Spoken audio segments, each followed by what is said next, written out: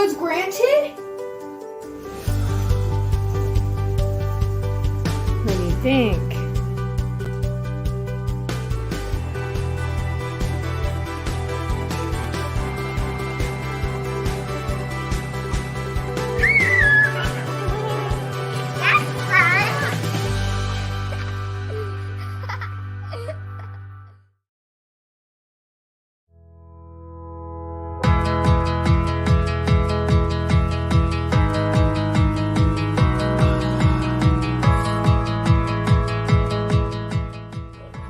Matthew Monson, a husband to Mandy and a dad to Josiah, who's 12, and Violet, who is 8. And the interesting thing about my family is that Violet suffers from Rett syndrome. So Rett syndrome is a non-inherited genetic mutation that is predominantly found in females. It causes muscle apraxia. Most of the girls who are afflicted with Rett are nonverbal. And what we like to tell everybody who comes into our life is that just because she doesn't respond back to you doesn't mean she doesn't understand everything you're saying to her. So nonverbal doesn't mean non-thinking, non-caring, non-feeling.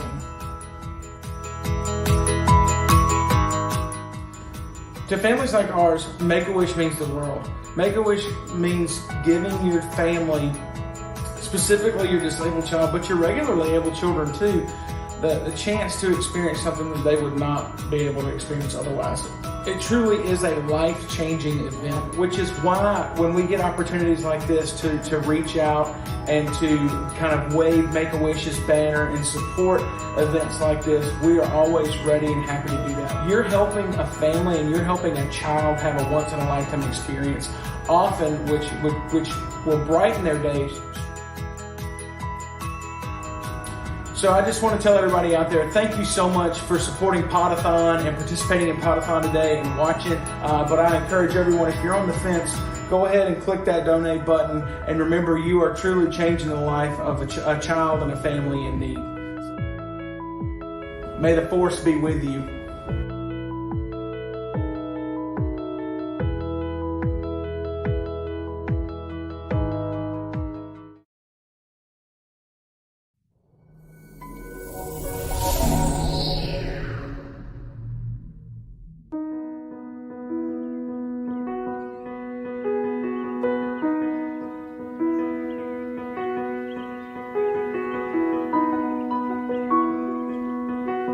On my hard days, I usually don't think about it. I just try to get to the next day and hope that the next day will be better.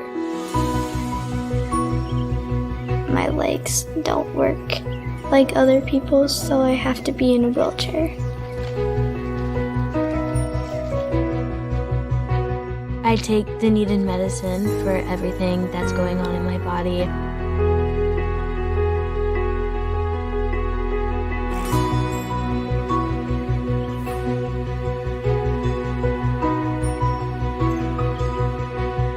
My wish is to redesign my bedroom.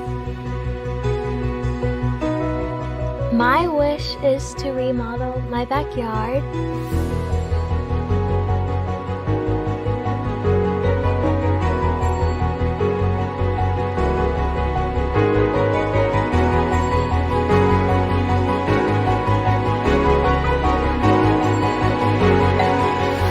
It's like that warm feeling, almost like you know something really good is gonna happen. Hope.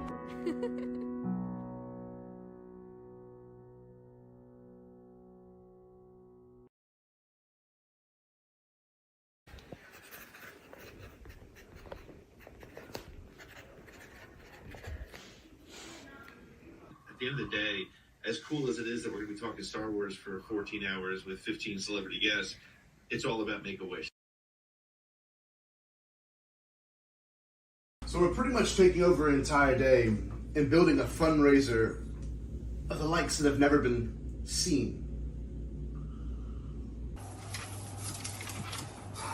We've got the 8-hour version, we've got the 14-hour version, we've got a 24-hour version. It's gonna work. It's gonna work because it's impossible. Okay, well, this one's live, this is recorded, this is pre-record, this is live, This is live. This is pre-record. This is live. We'll just figure it out. We have to. It's gonna be fantastic. I can't wait. No, you stay Bombad. No, okay. Thank you. You stay Bombad. Weird. Okay. The real question is, how do we do this and revolutionize the process so that we can do it again and again? It's not just about this Podathon. It's about next year's and the year after that. It's many, many more. Hey, Pete. Krystina just called. Yeah. No, she's gonna be involved. She just wants to be. She'll be part of the event. Sounds amazing. Yeah, well, Dan's got Matt Martin, and Shelby called me yesterday. She's going to be working with us, and we just need one more really big name. Hey, it's gonna be awesome. It's gonna be fantastic. All right. Okay. I'll talk to you. No, you stay Bombad. It's the third time today. We've got to get everybody on screen. We've got to get everybody off screen. We've got to plug Make-A-Wish 5 times an hour. I mean... Well, Seth Green is the key to all this. If we get Seth Green, I mean, he's a funnier character. Mr. Sozak. Anyway. Okay, I know. Look, great, yeah. Right, fantastic. Thanks, dude. Okay, awesome. All right. No, you stay Bombad. We got Charles Soule on again this year with Broaxium, and, you know, it's great. It's like one stanza rhymes with the next. It's like poetry. I mean...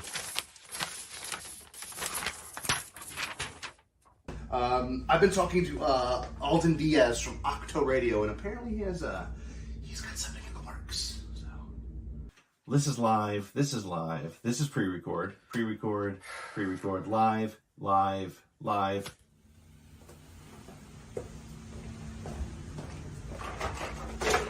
Ryan. Oh, Ryan. Yes, I'm so fucking happy. Pete's so fucking happy. It's gonna be brilliant. It's gonna be absolutely fantastic. It's gonna be amazing. It's gonna be fantastic. Oh, it's gonna be a great day. Okay. All right. It's gonna be so much fun. Also, it's going to be so worthwhile for Make-A-Wish. Okay. No, you stay Bombad. You know what?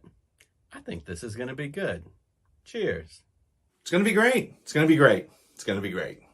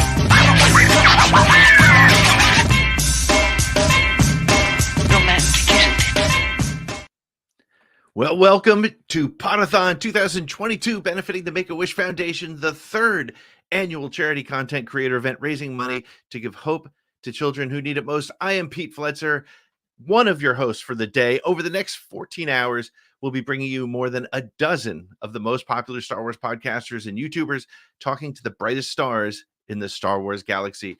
Our goal today is to raise $10,000 for Make-A-Wish. For every wish that Make-A-Wish is able to grant, there are 3 that go ungranted. So please reach into your pockets, help us out, help us hit $10,000 while you're having a great time with us. We're almost halfway there, if you can believe it. Thanks to the generosity of the Star Wars fan community, we've already received more than $4,300 in donations. More than 43% of the way toward our goal of $10,000. Over here on the side right here, you can watch that all day. We'll be tracking our way to $10,000. Also, for every $5 that you donate, you're going to receive an entry into our raffle, which will give you a chance to win prizes throughout the day from our podcast partners and from our prize sponsors. So donate right now to make sure you have a chance for all the prizes. We're going to be updating those prize lists all day long. And now, before I bring in some of my best friends, I do want to just give a couple thank yous on the day before we get out of control and things go crazy. I want to thank Becca Benjamin, Alden Diaz, Jared Bauman Stubbs. I know I screwed up your name, buddy. Jerry Cable, Billy Sheehy, Lillian Noble and Lucasfilm, Mark Von Olen from Denuo Novo, Tom Spina from Regal Robot, Justin Cavender from Bandai, Steve Anderson, Chris Ryans at Geek John, DK, Del Rey and Inside Editions, Bryan and Holly Fry, Alex and Molly Damon.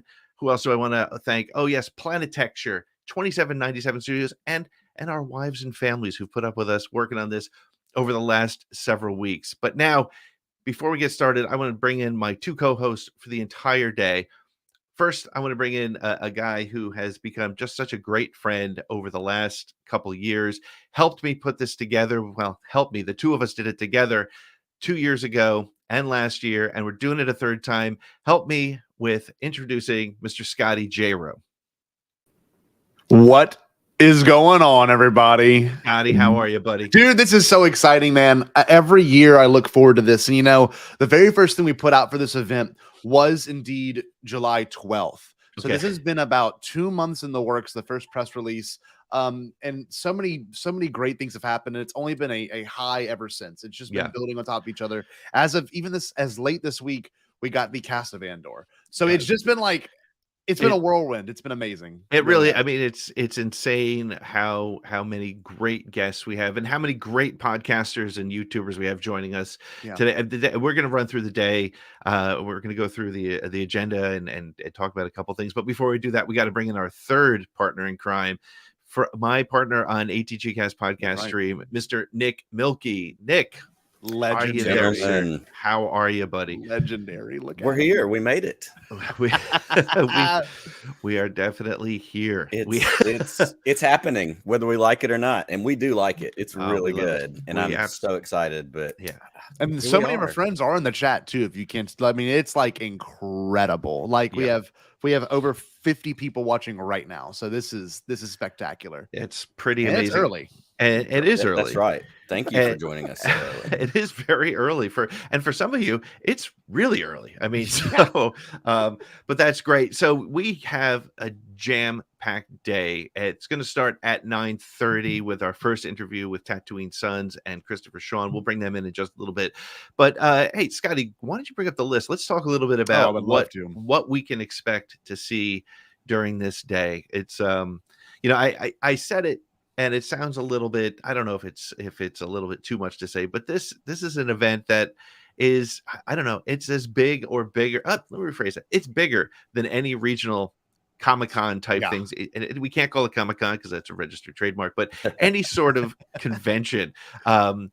It's bigger than that. It's a huge event, and it's free other than, whatever you can donate out of your pocket to Make-A-Wish, right? And again, right now we're at $43.79. We want to see, I wonder if we can get over 4,500 before Tatooine Sun starts. I think we can. Ooh. We got 50 people watching. I think somebody can pump a couple bucks in there. But Scotty, why don't you walk us through and let's chat about what's coming up today. It's 14 straight hours of craziness.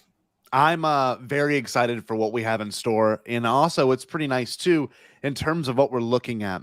We've got an array of different Star Wars creators, everywhere from someone like Matt Martin, who works for, the story group, all the way to Kristen Baber, who runs the media side of Star Wars. You've got the amazing, Mike Chin, who's going to probably be talking about books, for his interview. So, all these people have all contributed to Star Wars in some capacity. And it's so special to know that they wanted to be involved just as much as we wanted them involved. And that's something we'll talk about too. We've got a couple of people that are going to show up towards the end. Jordan Hembro, for example, who reached out to us. So it's just, there's something to that, right? When you see a good thing happening, people want to contribute to it. So as we look through this, in the very opening, we're gonna kick off with Christopher Sean within the next like 20 minutes. So happy to have him here. Then we're gonna move on to Matt Martin with Coffee with Kenobi. It's a great interview, by the way. We move on to Night Sisters with Zoraida Cordova, which is another fantastic interview. Krystina Arielle with Pink Milk at 11:30. Then we have Star Wars Trivia with Alex and Molly from Star Wars Explained, featuring an array of guests, especially our good friend Jared, the Dark Jedi. Okay. I just want to make sure I get that right. We also got around 1 o'clock Eastern. We've got Kristen Baver with let me just interrupt you for one quick second. Sure. Because when we get to a point where we switch from, we have to switch streams because YouTube and StreamYard and we can't run more than a certain number of hours. So right after the Star Wars Trivia with Star Wars Explained, we're going to throw another link right below this. We're going to have you move over to that for the rest of the day. There'll be just one from everything, starting with Kristen Baver and Tarkin's Top Shelf at 1 o'clock. But we'll keep you in the loop on that. We'll make sure you're all aware of what's happening there. You will all get the link. It's also in the description as well. You'll get all the links in the comments as well, when to move over to the next stream. Following that, we're going to have Kristen Baver, who is going to be revealing a few things from what we hear. Ooh, yes. So Kristen Baver is going to be on with Tarkin's Top Shelf with its Becca Benjamin show. And for 2 seconds, I got to give a shout out to Becca Benjamin. Y'all, she has been an enormous help when it comes to this experience and what we're doing. She's got really good connections with Lucasfilm that allowed us to get a ton of giveaways. And Nick, can you actually tell us about a couple of those giveaways just from her show in particular? Absolutely. Kristen Baver is going to be on with her. Kelly Knox is going to be on for Kanata's Castle. So we have books. We have so many books that we're going to give away today, and it's fantastic. We have books from Del Rey. We have books from DK Publishing. We also have books from Inside Editions, actually a bunch of them. It's going to be a very book happy giveaway season, especially thanks to Becca. And you know what's great too? As the event goes on, you can almost see we've got it, categorized for people that enjoy certain things about Star Wars. The following person is Kelly Knox, who is absolutely wonderful. Talk to her at Celebration for a minute. She's going to be on with Kanata's Castle, which then leads to What's Glup, which is going to be Katrina's show with Mike Chim, which then leads to what I'm so excited for is Charles Soule coming back with Broaxium. That'll be live, and that is going to be a blast. I love watching. We got an exclusive out of Charles last year. Maybe we could push him again for another one. Hopefully. Speaking of Nick, can you pull up Chris's comment? We got people that are contributing with the event in the chat. So just keep this in mind. They're not even supposed to be here for another 6 hours, and they're still in the chat. So if you can, please, by all means, join, share this with your friends and family. Then this is where it gets pretty interesting. We got the wonderful Nick Milky with Phil whatever. Show stack. We're gonna have a lesson right now. Okay, perfect. Stack. Good. Okay. And they're gonna talk about all things referring to Star Wars art, which I am pumped for because I love Ralph McQuarrie. I love all those things that inspired what we're getting now. Which then leads to, oh my God, Gary Whitta, the writer of A Rogue One, and of course the Book of Eli. So amazing writer. And that's going to be with Followers of the Force. David, another shout out we can give to David. David has been our PR guy for this whole experience. Absolutely. And it's been an amazing experience working with them and their company. So good stuff there. Then we have this last minute edition, which I am so excited to talk about. That is going to be the cast of Andor with the Father.Son.Galaxy. Yes. And that is, oh my God, y'all have no idea how special it is. Diego Luna admits that it's his favorite interview he's had during the entire press tour. Yes. So, and you will see why, because of Keith and Kerwin's charm. I mean, it's a spectacular discussion. After that, we lead into a Bombad cast big slot with Seth Green, and both these guys can talk about it. I don't like bragging about myself all that much, but they'll be the first to tell you that they all really enjoyed it. And then after that, the prime time, we've got Ryan Johnson with a full 55-minute discussion with him with Alden Diaz, and it is spectacular. It's especially with all the Last Jedi and Glass Onion and Knives Out, Ryan Johnson talk. He's been all over the press, and to have him here with us to talk about and give different perspectives. That's the great thing. I can say that about that interview. It's not your typical. So let's talk about Knives Out. I mean, it's really well done. That was and I said too, it was a very pure interview. His fandom and his love for Star Wars absolutely comes through in the conversation that he and Alden have. So I can't wait for 100%. everybody to check that out.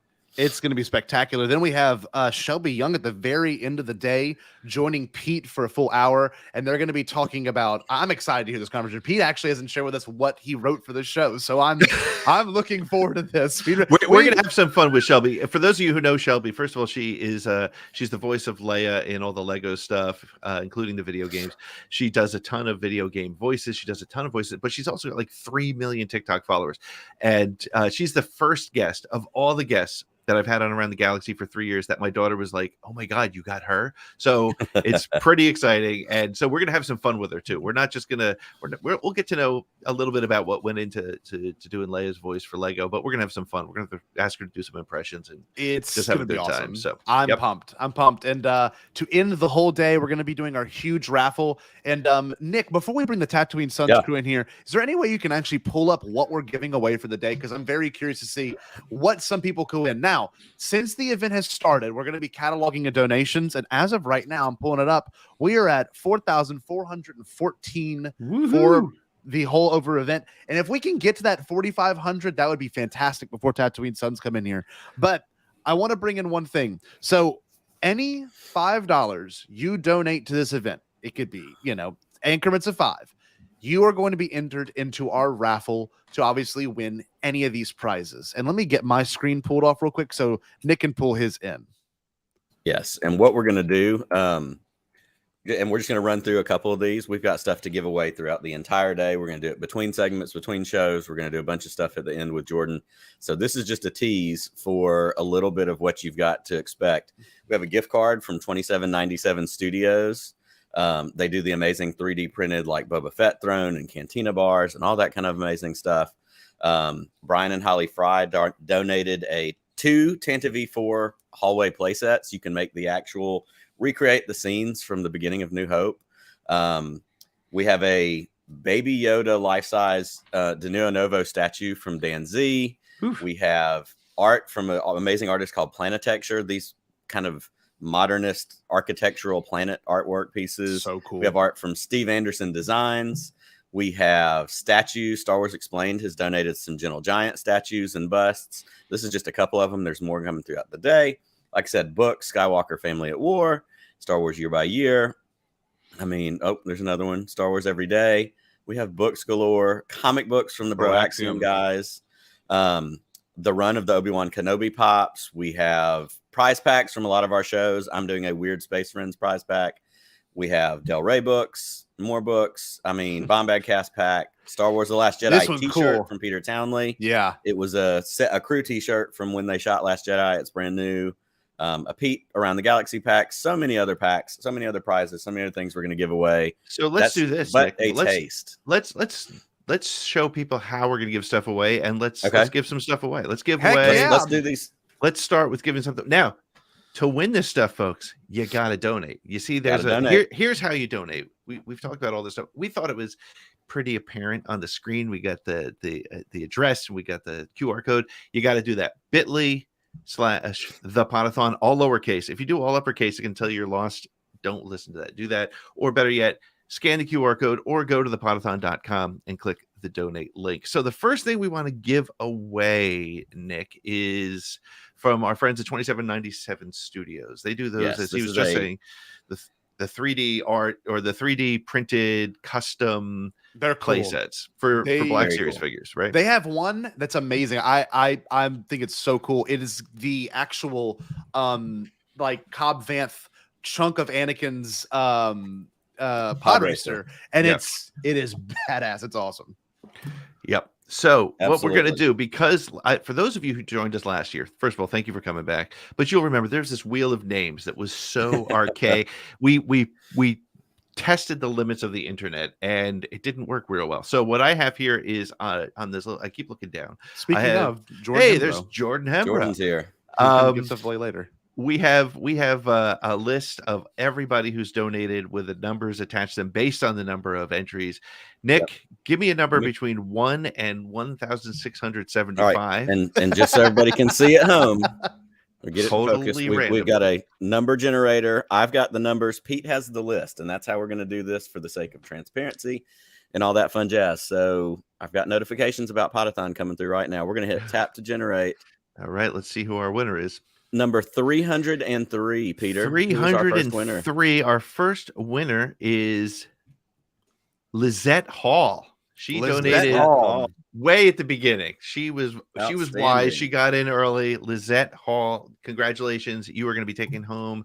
We'll get your information after Podathon, but we're going to get you some gift card from 27. Hey, let's spin it one more time. We'll do it one more. The Frey Fry Pack. The Frey Fry Two Pack. Kenobi hallway play sets from Kenner from the Vintage Collection. You can actually put these together. Make your own Star Wars: A New Hope recreation. And we're not allowed to win, right? That's right. We're not allowed to win. Sorry. Dang it. It's gonna be our curse all day wanting to win these amazing prizes. So also we'll add, we're gonna remove, so 303 will be out. That doesn't mean that Lizette might not have another chance to win because she's donated more than just $5. So you may win more than one prize, but we're going to remove numbers as we go. So once one number wins and pulls, and we'll update it and write them down as we go along. So, right. 2 you ready to spin it again? Yes. And hopefully it's not Holly who wins. Here we go. 611. Let's see who that is. See, okay, this is hilarious. I'm going to do something here. Hey guys, you just won the You know what? That couldn't have been planned better. What did we won the Tanaviv set from? Oh my wow. I was standing here when you guys were getting ready to announce it, and I'm like, oh man, that would be freaking cool to win that. This is what happens when you get to be the first show and you wake up like the kids and the old man early to do this. I mean, I'm sitting here like, all right, I need some coffee. I'm awake now. Let's go. Right. That is great. Well, so make sure you donate. We're going to be doing this stuff all day long. We're going to be talking about Star Wars. We're going to be raising money for the Make-A-Wish Foundation, and you can win stuff. Even if you have a show in the place, you are good to go. So I'm going to check the number again real quick and see. Where do we at? The number has gone up. It is 4,477. Oh, come on. We need $23 more before Christopher starts talking. Let's go. All right. One person donate $25 and let's do this thing. All right. Come on. That's amazing. Speaking of having Holly Fry and Bryan Fry donate things, Pete, can you actually roll Holly Fry's commercial just so they know who they're receiving it from? Yes, one of the kindest people in the fandom. That family of people they are two of my favorite people of all time. Absolutely. Here we go.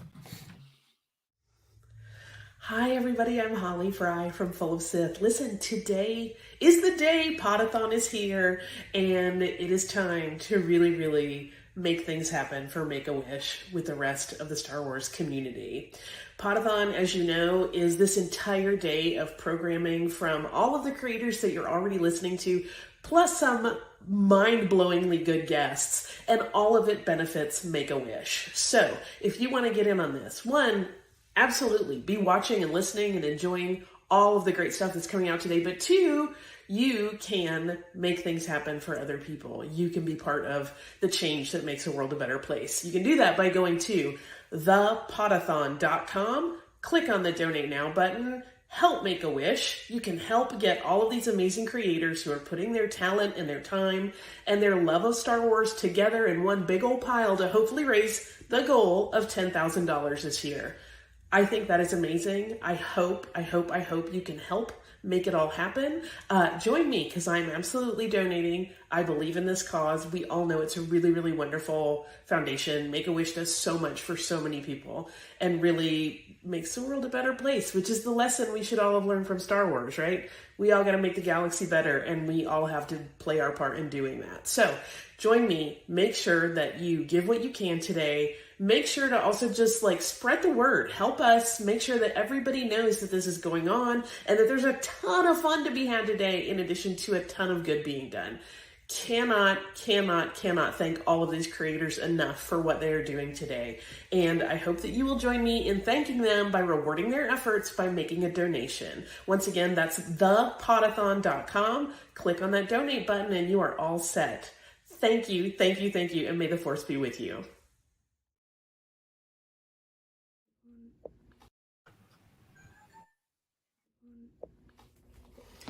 Hey guys, it's Jordan, just reminding you to join me tonight for the closing ceremonies for Podathon 2022, benefiting the Make-A-Wish Foundation. For more information, go to thepodathon.com, and we'll see you tonight.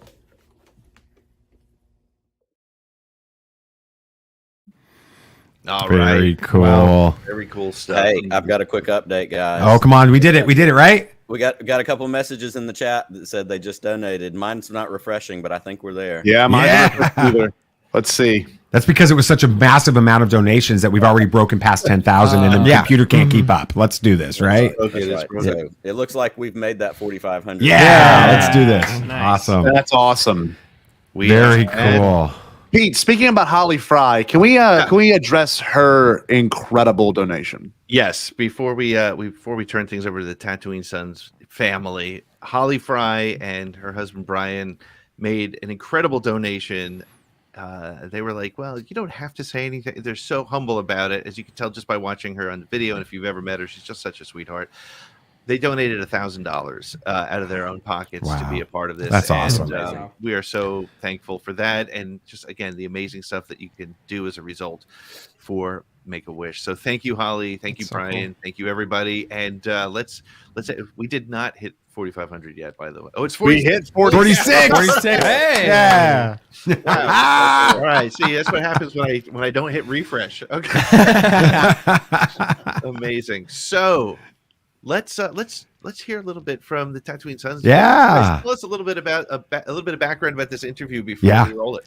Oh, it's so cool. Well, first of all, I mean, if you've listened to Tatooine Sons, you guys know what's going on. We are big time in Star Wars animation. Our like, you know, we tend to get in debates with people about whether or not Star Wars Rebels is better than Clone Wars, because everybody knows it is. But anyway, one of the things that we've just absolutely loved over the years was Star Wars Resistance. We, you know, those 2 seasons were so much fun to watch parallel to the sequel trilogy and everything going on with that.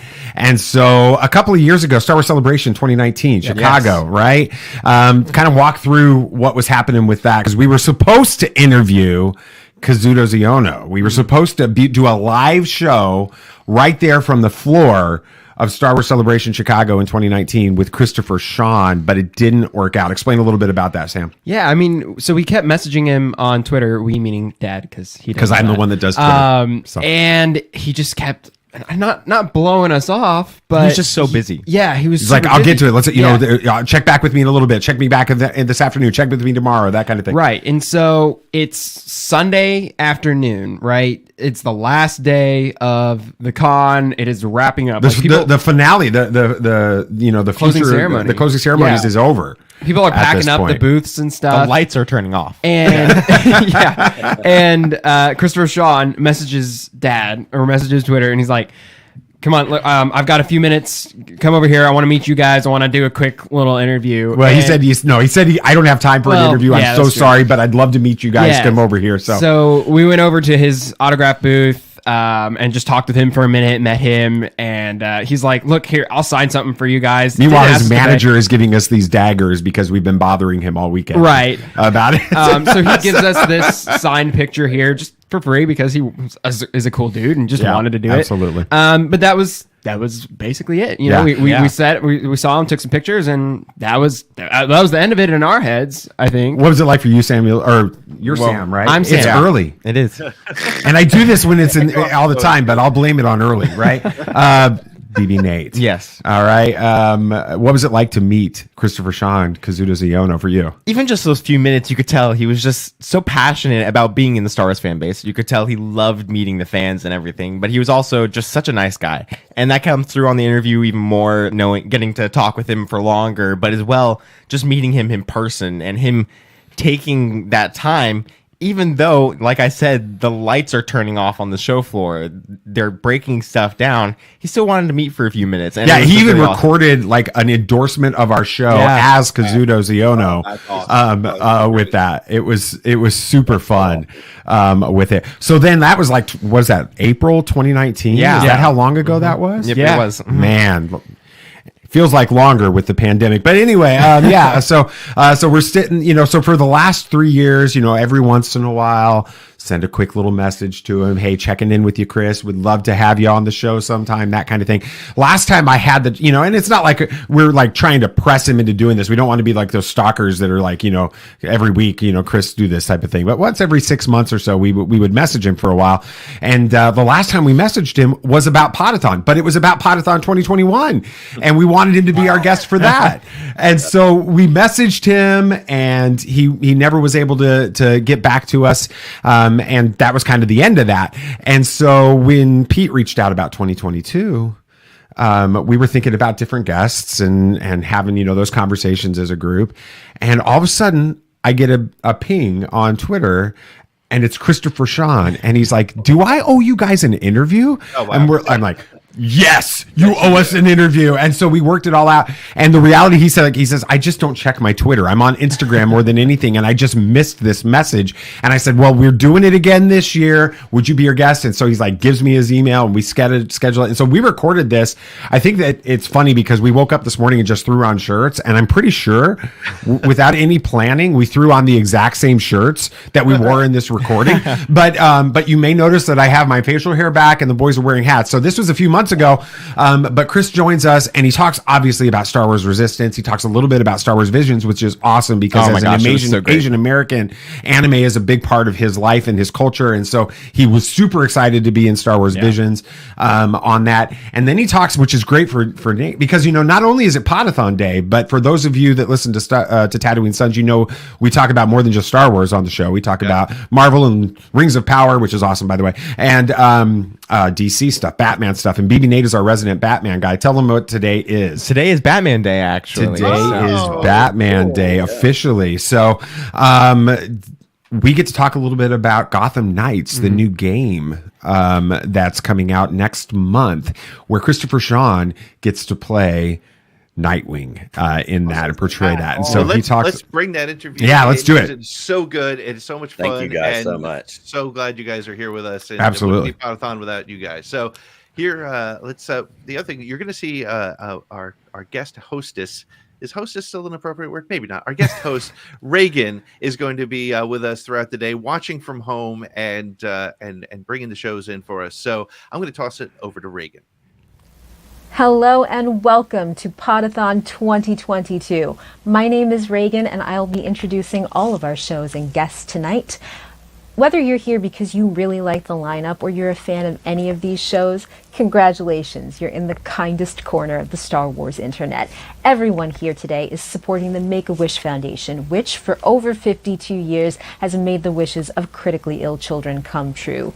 Your donations tonight facilitate dreams. We're so psyched to get the show on the road, and we're going to start with David, Nathan, and Sam from Tatooine Sons. Their guest is Christopher Sean, who you may know as the voice of Kaz in Star Wars Resistance, the voice of Asu on Star Wars Visions, and the voice of Nightwing on the upcoming Gotham Knights video game. You can follow them at Tatooine Sons on Twitter. Let's get the show on the road.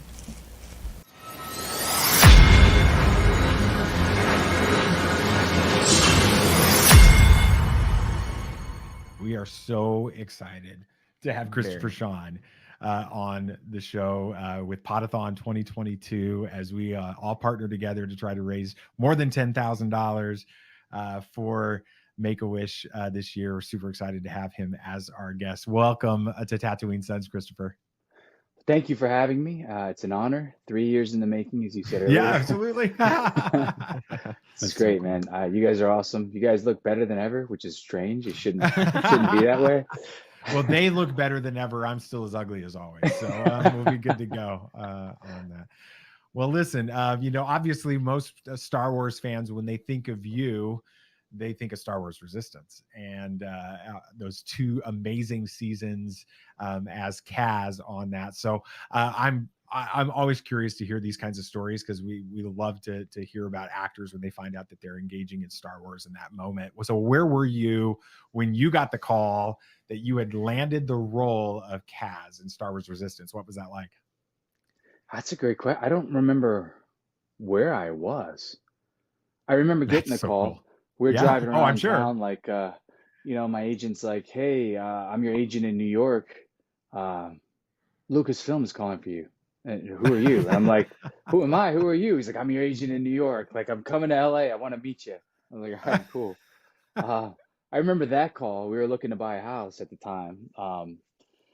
Because Days of Our Lives and Hawaii Five-0 had been going great, and then Star Wars Resistance had kind of popped off at the time. I mean, it hadn't, but we had found out about that, and I was like, man, everything's this is awesome. But like, yeah, I don't remember where I was exactly when I got the call that I booked it. That's crazy. I can't believe I forgot. That's so funny. So what was it like though when you knew you were going to be in Star Wars? Were you already a Star Wars fan before that? I was a huge Star Wars fan. I mean, I grew up and my dad would do like impersonations of Chewbacca and Yoda, and like kind of like the doorway guys in the back there. We would be me and my sisters. We'd be in a bunk bed, and my dad would be like, "It's time to go to sleep." And like, "Tell us a story." So he'd be running back and forth from the doorway and pretending like he was fighting 500 ninjas on this side, and then he'd run past the door as Chewbacca and fight another 500, and he'd come back as Yoda. He was so cool, man. That's fun. But yeah, so growing up, it was always Star Wars in our family, and we did enjoy Star Trek. Don't get me wrong, but Star Wars is kind of the go-to. It's it's the nostalgia, it's the family element, you know. Definitely. What's your favorite Star Wars movie? Empire Strikes Back. Nice, good choice. Anakin. Why specifically? Darth Vader's amazing. Some of the best quotes are from that movie as well. Definitely. But yeah, I mean, I just love Darth Vader. I love Anakin Skywalker. I've always loved Luke Skywalker, but the more I get older, the more I realize just how much I really relate to Darth Vader. A little dark side then. Yeah. Yeah, I mean, I love younglings, but I mean, that's the only difference. No, that's the only difference. No, honestly, you know, I grew up and I had a pretty hard life growing up, and not hard. I had a lot of obstacles that I had to overcome that were, for me, biggest challenges of my life, and I could have easily gone a different route. You know, I could have, just like any of us, you know, in life, we're presented so many obstacles and challenges, and it's up to us to make the right choices, morally sound choices, to then become the light, the you know, the Jedi, if you will. But it's so easy to become Sith. It's so easy to be tempted by the dark side by these choices. And for me, I had made some pretty bad choices in my life growing up, and I realized, like, man, I screwed up quite a bit. So I'm glad that I've been able to adapt and change and evolve and become a different person than who I used to be. So that redemption element within Star Wars is an important piece of it for you. Absolutely. The family element, the redemption element, the understanding oneself to truly love oneself, and then be able to share that love is the only way to truly share love, right? So I don't know, the redemption aspect of it, understanding that all of it was wrong until that very moment, finally taking a stance for someone you love, you know. I thought that was beautiful. That's awesome. It's powerful. That's awesome. You know, Kaz has got lots of those moments where he has like lots of choices that he has to make as a character, or, you know, things like that. So that's a really cool thing with it. So yeah, kind of one of the coolest things about Resistance is it runs parallel to the sequel trilogy, at least the timeline does. So what was the creative process like when you were recording episodes that could like have revealed plot points from the films? Incredible. I mean, because you know, they're so secretive, so secretive. Excuse me, sorry. I'm so sorry. They're super secretive at Lucasfilm, so much so that, you know, you won't get the script until the day before. Then you go in and you record, and you're kind of like, all right, let's get to work. Let's figure things out. I mean, on Visions, it's a similar thing. We didn't even get the script until the day of. When we walked into the room, I was like, all right, congratulations, you're going to act this, but we don't even know what I'm acting. So. Yeah, they're like, here's a visual. Now figure it out. You're like, okay, I got 20 minutes. Let's go. But like with Resistance, it was amazing because, you know, the entire time you're thinking, we're running parallel to the main cinematic storyline. Like, are we going to be a part of the movies? Are we going to be actually in the movies? Like, right. And you know, they did that with Rebels and Forrest Whitaker's character, and I was just like, oh man, there's opportunity. But also, it's the fact that, like, you know, Poe Dameron was such a huge inspiration to Kazuda Xiono. And then having the opportunity myself, they flew me to New York to work with Oscar Isaac. Like, are you Oh my kidding me? gosh.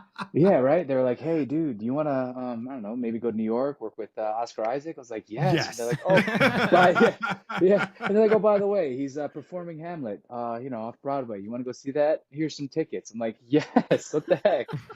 So the day before, right when I land, the day before, I get to watch him perform that night, and then the next day, I'm trying to show up an hour early to impress him.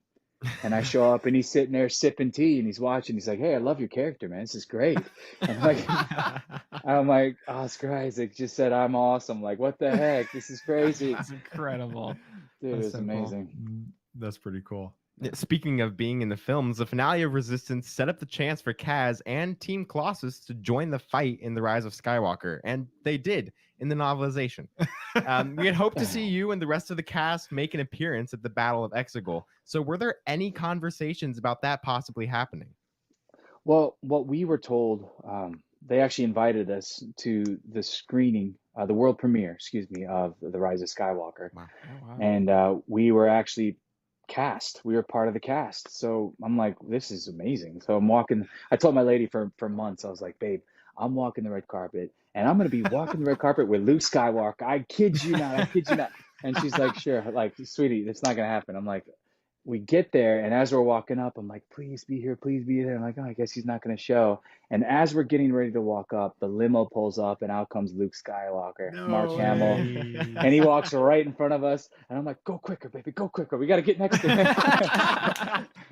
And we walk up, and we get on the red carpet, and he just walks past, and I was like, "Oh my God, I get to walk the red carpet right after the legend." And then right in front of us, another limo pulls up, and there's J.J. Abrams, and I'm like, I'm like, "Walk slower, baby, walk slower. We gotta walk next to J.J. Abrams." No, it was amazing. That was really cool. But yeah, when we were there, they said we were part of the cast, and they said, if you look closely at the very end, you're gonna see our ships in the final battle. It's a split second. And I was like, oh, so our ships were part of it. Our voices were not, but right. The spirit of the Resistance. The spirit of Team Fireball was all there. There we go. That's so cool. It's awesome because I remember we were on our show, especially, we were speculating leading up to Rise of Skywalker because all of the actors seemed to they could actually play their live action version and we were like, yeah, no, this is going to happen. Like Stephen Stanton, he looks just like Griff Halloran, and obviously Christopher Sean is just like Kaz and all this. So we were speculating about it, and when we saw the ships in the trailer, everybody, Star Wars podcasters and YouTubers were crazy. So we're sitting there digging into every screenshot that we can get, and that's them. They're going to be in it, and so we were super bummed. But then when we read the novelization, and there you guys were, your actual characters were brought into the novelization, and those moments happened. It was super exciting. It's really cool. With it. Yeah, it was an honor. I mean, it's canonical. It's amazing. Dave Filoni, George Lucas, Jon Favreau, the entire team at Athena Portillo. I'm just honored that they would see me and say, that's the guy we want, Yeah. I mean, you're part of such a legacy now, this just huge legacy. But I mean, after Star Wars Resistance finished, did you ever think you would get the opportunity to be a part of that legacy again, to work in the Star Wars universe again? I did not think that would be a possibility. As much as I dream and I continue to put it out there in the universe, love more opportunities, please. But honestly, I never thought it would happen. And then all of a sudden, I try to meditate every morning, whether it be 10 minutes or an hour. I get up and I sit right up and I go right into meditation, because I believe if we can control this, and 70% of our day is just thoughts, and we have 70,000 thoughts a day. If we can control our perception of what our mind says, then in reality, then we are controlling the world that we see and what will come to us. So do or do not, there's no try. So for me, I was like, I am going to be in a Star Wars project again. And lo and behold, I get a call from my agent, another agent, and they're like, "Hey, Star Wars wants you to be a part of a project, but they will not tell you anything about it. Are you in or are you not?" And I was like, "Yeah, dude, I'm in 100%. Star Wars, I'm good. Say no more. I took the glasses down. I was like, yeah. And then you called your lady and were like, I'm in Star Wars again. And she didn't believe you. No, I'm kidding. Yeah, right. She hung up. Like, no. That's Yeah, so no, cool. it was an amazing experience. And then, like I said, walking in, we're there, and to see the Japanese anime inspired Star Wars universe of visions. I mean, Resistance was anime inspired. So we had a lot of anime tropes, like the big exaggerated faces, and some very cool stylistic choices were made by Justin Ridge and Brandon Auman and Amy Beth Christensen, an amazing team. But again, Visions in itself is Japanese artists and creators from Japan, directors. So it's complete Asian American influence, Japanese influence. Beautiful, beautiful, beautiful. Yeah, it is absolutely. Yeah, I mean, what was it like being at this last Star Wars celebration, and more specifically, the Star Wars Vision Season 2 panel? I didn't even know it was. Again, I didn't know. I got a call like a week ago, and a week before the event, and they were like, "Hey, C. Sean, what up, man? You want to do a panel at Celebration?" I was like, "Man, I've been trying to get into Celebration forever. Of course, I want to be there." I'm like, "Yeah, man, I'm in." But we got to talk about some other stuff, because it's not just Star Wars in your world, and not in ours anymore. either. Everybody that knows us knows that we we talk Batman all the time because of this guy. So yes, and it's a huge. I'm so excited for Gotham Knights, but I'm wondering for you, how does it feel to be taking up the mantle of Nightwing? Get the call back, and that story in itself was wild. But I get the call back going, and basically they said, we've never had an Asian American Nightwing, so we're very excited, and we're fighting for the diversity now. Fighting so much that we're probably not going to call anyone else in. And I was like, Anne, I love you. Like, you're amazing. Like, you're perfect. And like, but you have to nail this so we can get the executives at DC to believe in you as well, just as much as we do. Wow. And so, right off the back, I felt like they gave me permission, and they gave me the authority to say, you know what, have fun and play. And that's so cool. And that was it. Like, I got to jump in, and in our story, they kill Batman, and in killing Batman, it's up to the Bat family to step in and try and protect Gotham City. So it's going to be an epic ride, man. I cannot wait. It's a fascinating story of it. I can't wait. Yeah, I got a question. What research did you do to prepare for the role of Nightwing? I mean, I know you were auditioning for Red Hood. He's grabbing his comic book stack right now. I got you. So I started off with this book, Grayson. Ooh, okay, right? good one. And I got markers in here actually of like different stories that are amazing. And actually, in reading this comic, is where I found that image of who I thought was Terry McGinnis hanging upside down, and I was like, "Holy moly, that's Dick Grayson!" Like, no way. Yeah, and they were talk like, about manifesting for 15 years, right, man? Dude, come on. That's and who would have thought? Like, I'm an Asian American Navy brat, right? Like, I never would have thought that I'd be the guy that could play Dick Grayson. And again, so awesome. It was incredible. I'm trying to find so the cool. shot actually of it, but it might be here. But also when we kind of got the job, it was one of those things where they were like, I said to them, "Hey, what should I be researching? Like, what should I be looking into?" Right? And they were like, "Well, first and foremost, we're giving you this guy, the Court of Owls." Oh, yes. Right, by Scott Snyder. We just did a panel at San Diego Comic-Con, and Scott Snyder is sitting right next to my left. His favorite in the world is Scott Snyder. It's incredible. He's That's incredible. So cool. And his passion for Batman, like everything about him, he's just a really intelligent, articulate, and awesome cat. Like who is like so kind and generous, giving us his time, especially at Comic-Con where he's pulled in every direction. But he was able to sit down and talk about how he had the opportunity to start writing for Batman and create the Court of Owls. And then on top of that, like to see kind of our project take it and then expand on it and put it in this whole different light. It was like, he was just so gracious. He was such a great guy.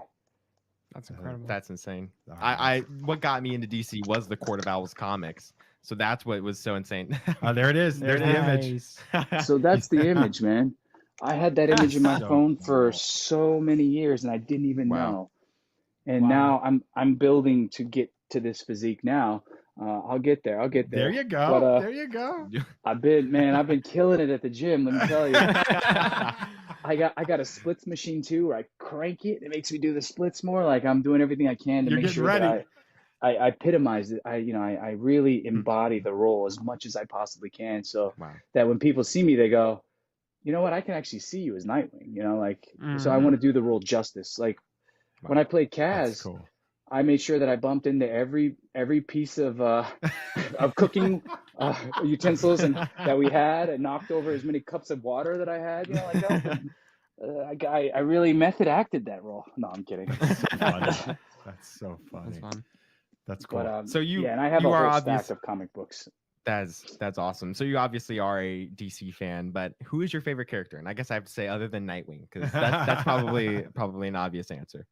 Oh man, I've always loved Batman. Ever since I saw Michael Keaton as Batman with Tim Burton days, and I saw Christian Bale. I just really love Batman.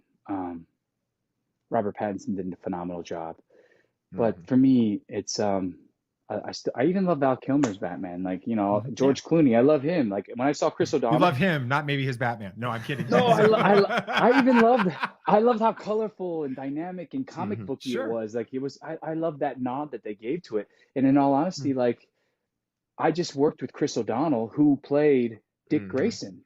Right. Batman and Robin. Robin grows up to become Nightwing, right? So I saw Chris O'Donnell. I was like, dude, like I worked with him on NCIS LA, and I was like, hey, I just want to let you know I'm a huge fan.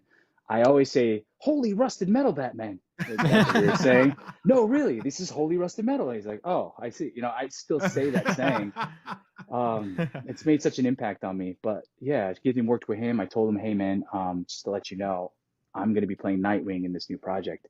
And he's like, oh, that's so cool. And we just sat and chatted for about half an hour. And they kept calling us to set. And we were like, hold on, guys. Nightwings are talking. All right. No, we weren't doing that. Important things to discuss. yeah. No, but he was great. I mean, he was such a cool guy. LL Cool J was phenomenal. But to sit down and talk to my original Nightwing, that was incredible. So I'm a huge Batman fan. To answer your question, I would say Superman. Superman's my favorite. Christopher, thank you so much for joining us today for Podathon, and we're very excited to have had you on here. And congratulations on your success, and we can't wait to see what happens in the future.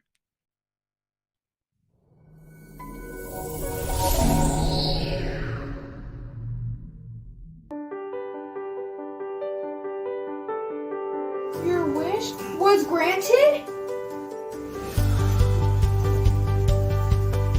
What do you think?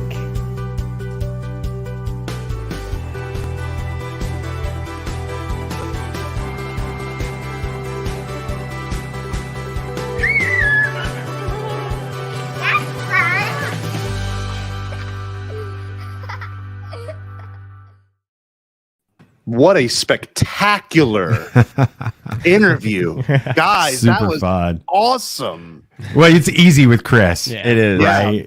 He's such an amazing person. He loves the fans so much. And it's great. But, and there's more to that interview. That's the cool thing. We've got a limited amount of time today. So we're trying to keep things tight, and Pete did an awesome job kind of cutting and making sure that we got the meat of that interview, but there's more. So Tuesday on our podcast, you can download the Tatooine Sons episode, and where there's more talk about Visions, more talk about Gotham Knights, and that it's going to be a lot of fun. But the most important thing is Podathon, right? It's about raising money for these kids. And so, for everybody that's tuning in right now, if you loved that interview, show Christopher that you loved it by donating, you know, 5, 10, 20, 50, I don't know, $10,000. I don't care.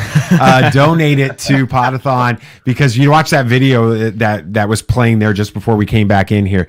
That's what this is all about. It's about these kids, and it's about their wishes coming true. And so that's all we want to say to kind of close this out is, man, donate, give to Make-A-Wish, and change a child's life. So. We can't thank y'all enough for being here. Y'all are a staple of this event at this point, so we're very happy that y'all brought such a great discussion to this moment. But guys, this was awesome. Thank you so much. Yeah, thank you guys.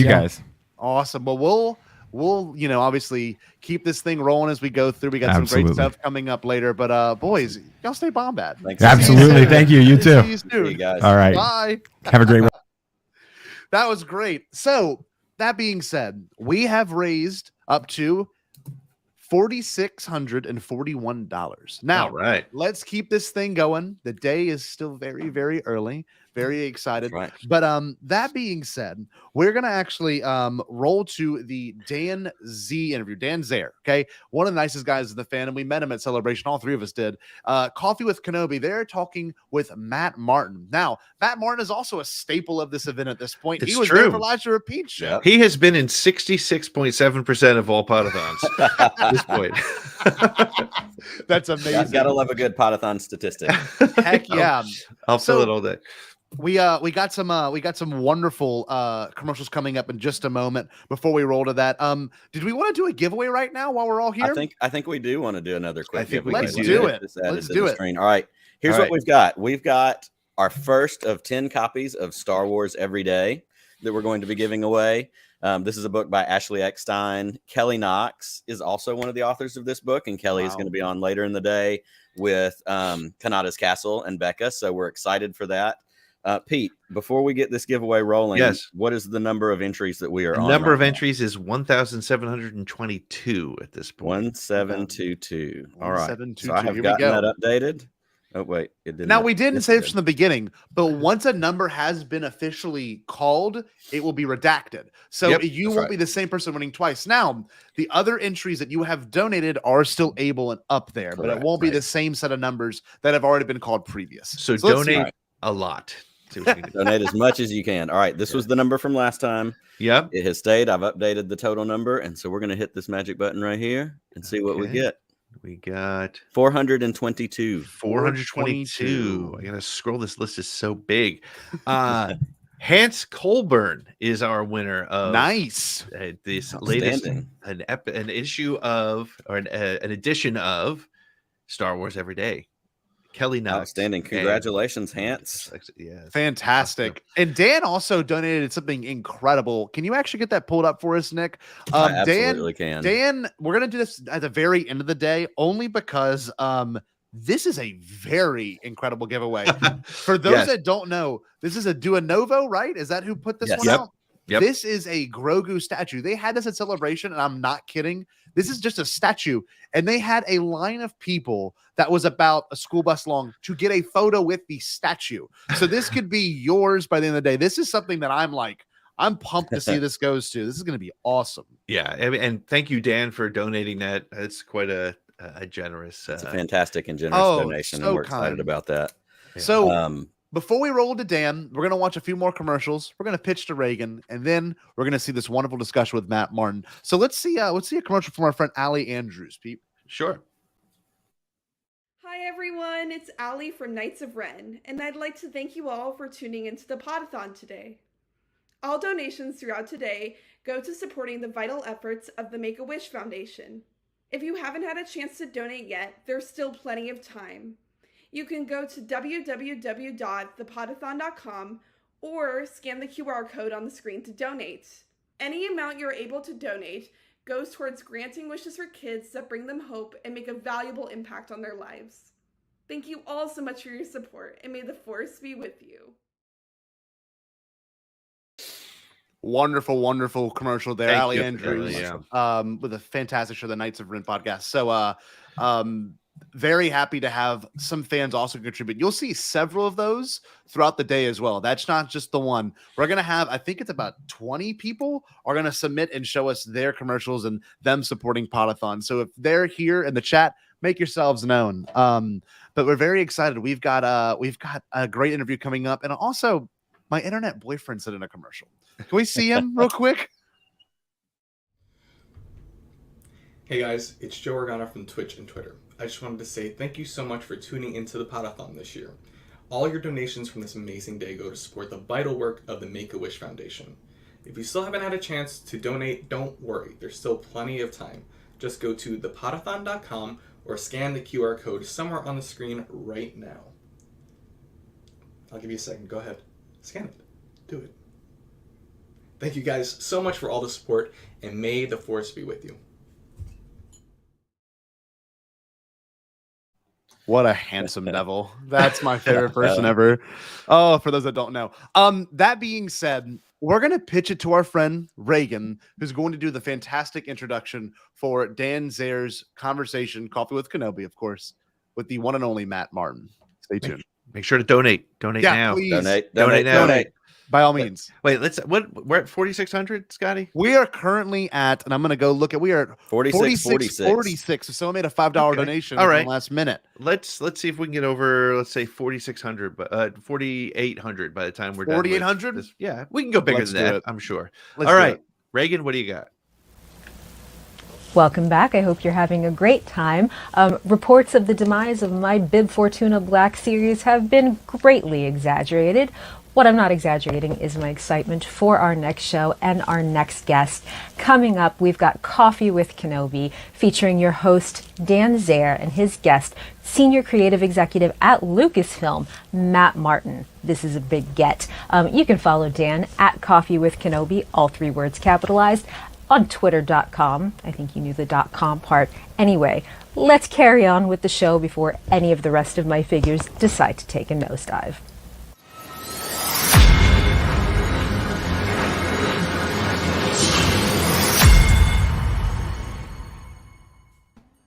Hello, everybody. Welcome to Coffee with Kenobi on the Podathon. We are very excited to have you. We're going to raise money for the Make-A-Wish Foundation.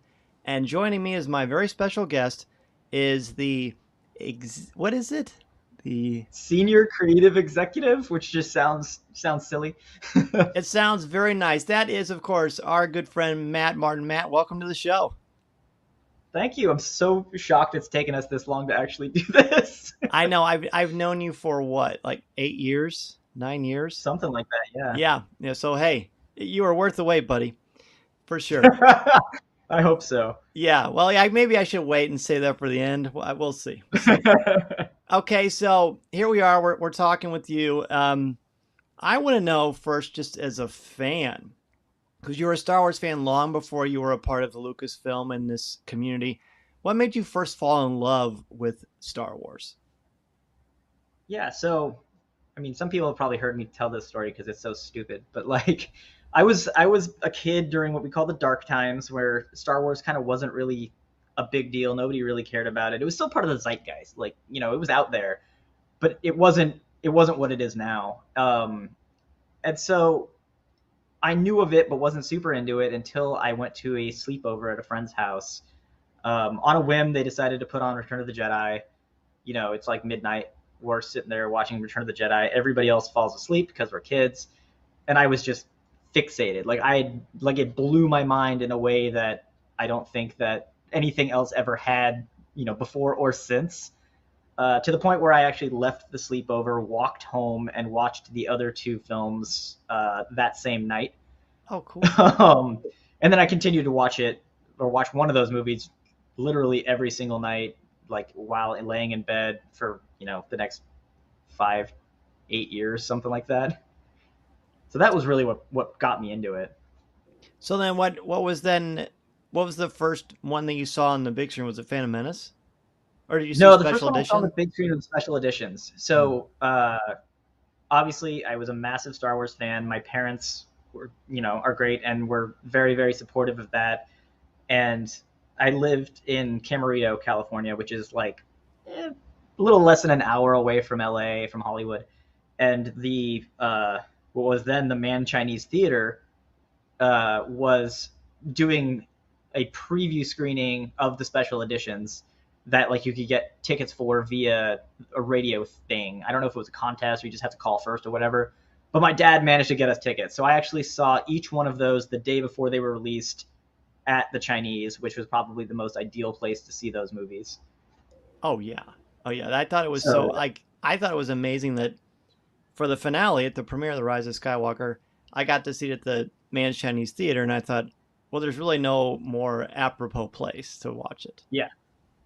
Yep, exactly. I was actually just there yesterday to see Raiders on IMAX, which is pretty sweet too. Oh man, Clayton and I were like, "Oh, I wish I knew this was playing at the," because when we were there, of course, for D23, we Yeah. were like, "We should have went to this if we knew." Was it amazing? Yeah, it was great. I mean, that's a really cool IMAX. That's like a proper huge IMAX theater. So that was awesome. It's not the first time I'd seen Raiders on the big screen, but sure, seeing it in that environment was really nice. And yeah, I didn't know it was happening either. I randomly saw the Chinese tweet about it, and I'm like, oh, that's weird. I didn't know we released this in any capacity, but I'm there. Oh, yeah, that's terrific. So, obviously, as we said, I love your history with. I think everyone's history with seeing these movies for the first time is a really cool window into where the passion starts. But what made you realize you wanted to make it more than that and actually work on Star Wars? And what was your career path like? Sure. I don't exactly know when I decided. It was one of those things that I was obsessed with it as a kid. Before they started re-releasing things, I would read like the West End Game source books like they were fiction. Like I would just read them like a novel. So like that was just the thing that I was so into. And then when they started, releasing novels and comic books and video games and everything, I just went off the deep end to the point where whenever somebody would ask me what I wanted to do when I grow up, it was always either, I want to work for Lucasfilm, which I didn't know what I wanted to do. I just knew where I wanted to be. With Imagineering being a close second choice. It was either I want to work for Lucasfilm or I want to be an Imagineer. Didn't have any real plans on how to get to either of those things. Other than just being a fan of them. But, when you're a kid, it doesn't really matter. And then, yeah, so through, I became a pretty, a part of the fan community, kind of before it became an online thing. And then as it went online more and more, I was the chapter rep of the local fan force, which was sort of like the local fan club of Star Wars fans. That was also kind of a network of fans. And eventually through that, I ended up getting invited to be a volunteer at conventions. So it was actually I think it was Comic-Con. It was definitely San Diego Comic-Con. I think it was 2002. I think that was the first one I did. But I was a volunteer there. I was literally taking silver Boba Fett action figures, putting them into cases for us to sell. Oh, cool. Yeah. I mean, it was so stupid, but it was like a dream come true. And, I continued to volunteer for many years after that, met lots of great people that worked for the company. Eventually I started going to college for visual communications, which is sort of it's kind of like graphic design, but a little bit more theoretical, a little bit less on the art side, but definitely design. And the people that ran StarWarsShop.com at the time knew me from conventions, knew I was going to school for that, and they needed somebody as a freelancer to do really basic, grunt work design stuff. So sizing images to be, to fit the format of their website, or making banner ads, really boring stuff. Nothing particularly creative, but they knew that I knew their site and would jump at that. So they gave me the opportunity to work freelance for that. So I did that for a little bit while still volunteering. And eventually one of the people that I worked for, who was the buyer and product developer for the online store, told me he was leaving. I, on a whim, applied for his job, knowing absolutely nothing about buying or product development for the most part. And the person that was managing the store at the time essentially decided to take a risk on me, knowing that it's easier to teach the buying side of than the Star Wars side of things. And that was kind of how I made it into the company. And then, yeah, from there, eventually started at Star Wars. We were part of StarWars.com. So when Star Wars Shop started to get sort of sunset, and Pablo Hidalgo, who was the content manager for the site at the time, was moving off to another position. It was sort of a easy thing to kind of move me into that position since I knew the site so well and I knew Star Wars very well and I could write well enough. So I was brought over there, did that for a while, and I was eventually at one point I was overseeing all of the Star Wars social media with just one person that was under me for that, which was Andy Gutierrez. Then I was also producing all of the video stuff with the video team for StarWars.com, and I was overseeing all of the content on StarWars.com, working with freelancers like yourself. Yeah, it was a lot. And then I guess we're going the whole career path. From there, it was, in 2012, Kathy Kennedy said that she was creating a team to help work on new Star Wars storytelling. I looked at my boss at the time and I said, that's what I want to do. I told my mom. Eventually the job popped up just on the website. My mom forwarded it to me. She's like, is this the thing that you wanted? And that was it. And I applied and went through the whole rigmarole. I kind of think I was the only one that they actually interviewed, so I think they wanted somebody internal for that particular role. And I think I was kind of the natural choice based on everybody else who was working at the company at the time. And yeah, that's kind of been that ever since. And, that job obviously has changed and evolved over time, but that's essentially where I'm at now.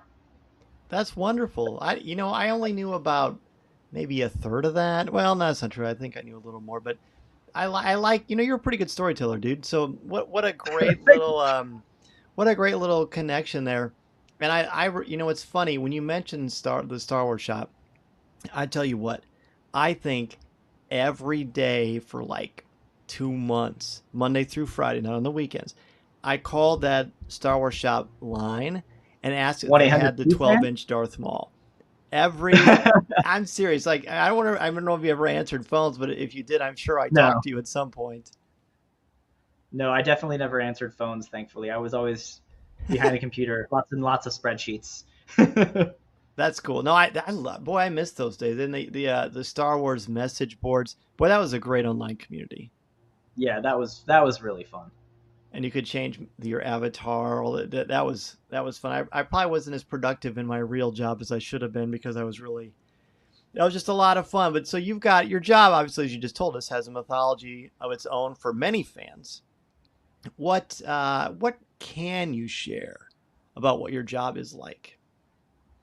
I mean, it's not as glamorous as what people might think. It's a big mix of meetings, which nowadays tend to be primarily in Zoom, and reading, like lots and lots and lots and lots and lots of reading. So I'm literally either sitting at a computer talking to people about Star Wars or, sitting on a couch or laying on a bed or whatever's comfortable reading about Star Wars. I do everything on my iPad, so I find the most comfortable spot I can and crash there and just reading, providing notes, giving feedback on sort of both overall story kind of trajectory and what works best for, storytelling in general. And then obviously Star Wars lore and Star Wars as a franchise, just trying to help our various creators tell the best stories and the best Star Wars stories that we can. I told Pablo once I like to imagine it's like the beginning of the original Superman where the creator, whoever's working on the project, is sitting in this little ring and the three, like a bunch of you are just around them. There's your giant heads talking to them. I think that's kind of funny. I think at one point it might have been a little bit like that. Now content that we tend to be sort of spread out across different mediums. So like obviously Pablo's on my team and I work with him, but it's actually relatively rare that I'm necessarily in the same room as him for meetings because he's working on one project and I'm working on another or whatever. Right. No, that makes sense. I mean, there's a lot. There's obviously a lot of Star Wars that goes on, and a lot of fun things to do. So, if you had to explain, let's pretend, Matt, let's pretend like there's someone out there who doesn't know much about Star Wars. You know, I guess my wife, for example. But if you had to explain Star Wars to someone completely unfamiliar with it, I guess they'd never been to a grocery store in their life. What would you tell them, and how would you recommend it? Ooh, that's so hard. I don't know how I'd answer. I don't know. No, that's not fair. You can't answer a question you don't even have an answer for. I think I could wing it. I don't know. I think I would try to explain that it's a modern myth. It's really a very grounded story about a person who comes from nothing and rises up to become a hero, sort of in the trappings of a science fiction and fantasy world, but it's not in an intimidating way. It's not so sci-fi that you need to be a sci-fi fan or so fantasy that you need to be a fantasy fan. Its storytelling is done in such a way that, you know, anybody can relate to it, and it's, you know, you could tell a good Star Wars story without any of the Star Wars nouns, and it's just going to be a good story. I love that. So I would say that's probably my elevator pitch, I suppose. It's a good one. You're hired. Well, what I also think is cool about the majority, I would say just about every Star Wars story that's out there now, whether it's book or animation or film, I really feel like, for the most part, you could just turn it on or flip the page or whatever, and you wouldn't feel lost. Like, I don't know that you can say that about a lot of franchises, because obviously Star Wars is a very deep, rich lore. I mean, you know that better than I do. But I feel like at its core, there's still some basic, and I don't mean that in terms of simplicity. I just mean like at its purest form, it's about, you know, heroes and allies, you know, Joseph Campbell, and quests and challenges and growing as a person and helping other people and found family. And you know, I feel like that's Star Wars kind of in a nutshell. Yeah, exactly. It has so many relatable themes that, you know, like I said, despite its Star Wars or its science fiction and its fantasy trappings, it's all of these things that anybody can relate to, and most people have gone through, and it's just weirdly relatable in sort of it just kind of puts it through like an allegory almost, right? Which makes it maybe easier to digest. Yes, I think so too. So while we're talking about themes, let's talk about the mythological aspects of Star Wars. There are certainly many themes present that many people have talked about and enjoyed over the years. Are there certain ones that speak to you on a certain level? I would say it's probably its core theme is hope, and I think that is the thing that speaks to me the most about Star Wars. Like I said, it's an original story, but it's super relatable, and in the end, you know that good will prevail. That is Star Wars. You know, there's clear good, there's clear bad, and the good's gonna win.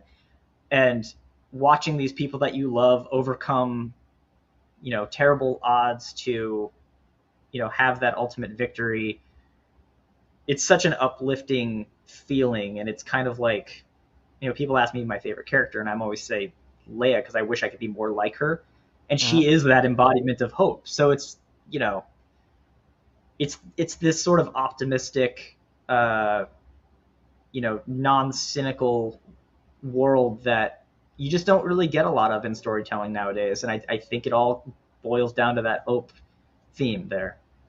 Which completely appears to reflect one of the things that inspired George in the first place, because of the culture and the history of the world in that time.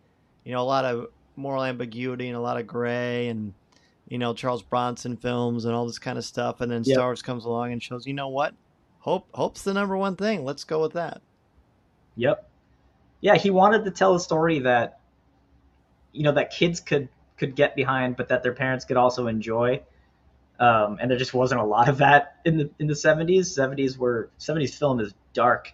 Yes. And, you know, Star Wars becomes this like shining light that changes sort of the trajectory of film going forward. I love that you mentioned Leia. I've said since I was fortunate enough to write the Star Wars book that the character I learned the most about through that process was Leia, because you know as well as I that when you have to write something or you have to teach or explain something, you learn it in a different way. Leia, I never really considered. You know it's there, but you don't really necessarily. At least I personally didn't focus on all the challenges and the things that make her who she is. You've got bosses, you've got leaders. She's a leader, and she never forces you to think her way because she's not like her father. But she has this amazing inner strength that just makes her just this larger than life icon. Yep. Yeah, she's like what like what you want every politician to be. We don't actually have in the real world. Right. That's like, but she is that idealized, perfect sort of person, but not in a way that feels false or feels, unrealistic in that world. Like, you understand all of the struggles that she went through that lead her to that point, and what her parents, where her parents come from, both her real parents and her adoptive parents, and just how all of these things build this person, this like shining beacon that is able to rally a galaxy and take on an empire. Yeah, I never thought about that, but you're right. She's a politician, but she's not political. Yeah, I mean, she is. We just never really see that side of her. It's not like we ever see Leia hanging out in the Senate, but she did it. Right. You just accept it. You kind of accept, yeah, she would have been good. She would have been on that podium the same way that Padme was. Mm-hmm. Absolutely. But I think what triggered it the most for me is you reference it really beautifully. She's authentic. She's authentically herself. No hidden agendas. You know how she feels. Yeah, exactly. Which is really cool. So let's talk about the collaborative nature of working with the Disney parks and what that means to you both as a professional and as a fan. Because when when Galaxy's Edge opened in 2019 in California, I was fortunate enough to be one of the people that first experienced that, and I got to talk to you there by the X-wing, and I remember being so excited for you because I know you and I have become good friends over the years, and I know how much you love these parks. So I mean, it's like like you said at the top of the show, you've got the Imagineering call to it, and then you love Lucasfilm and Star Wars, and boom, look at this. Yep. Yeah, I'm Imagineering adjacent is what I usually say. Yeah, no, but it's both personally and professionally. It's incredible. Personally, I'm from Southern California. Disneyland has been a part of my life for a very long time. Basically, ever since I was, or I guess I shouldn't say, ever since I knew anybody who was able to drive, because I actually didn't get my license for a couple of years after. But as soon as I had friends that were able to drive, I had an annual pass, and we were there all the time. And even when I was living in San Francisco for 12 years, we would make the trek down about once a month just to go to Disneyland.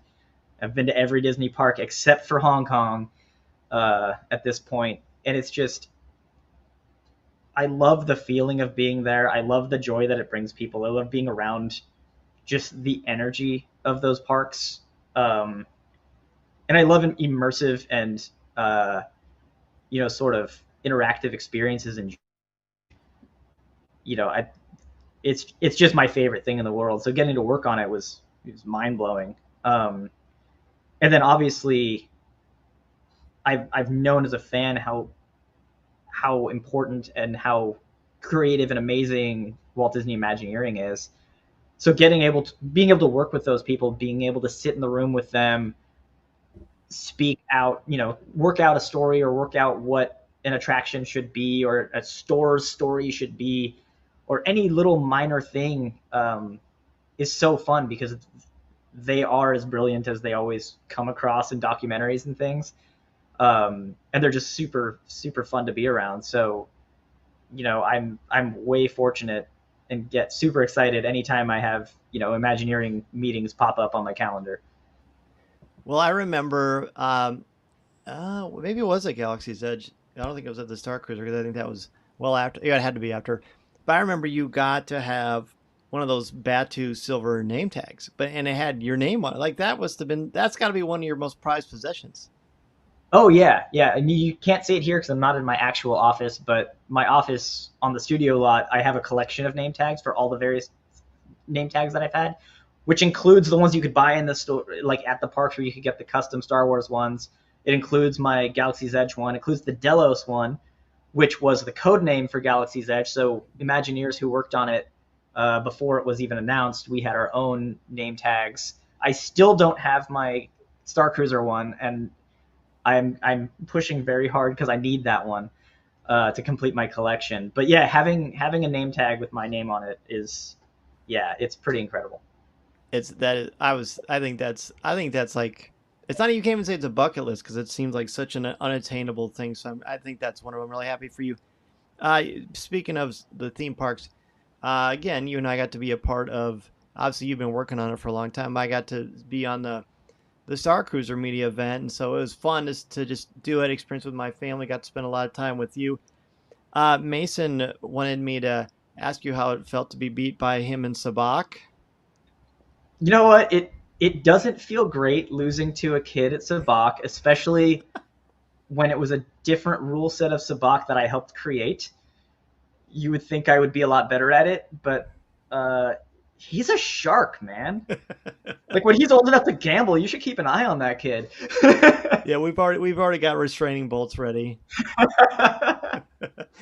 No, he had the best. You were so, of course, you're just like such a nicest, kindest person, and he had the best time with you. So whenever like your name comes up for whatever reason, he was like, he always says Matt Martin. Like, you're not Matt, you're Matt Martin.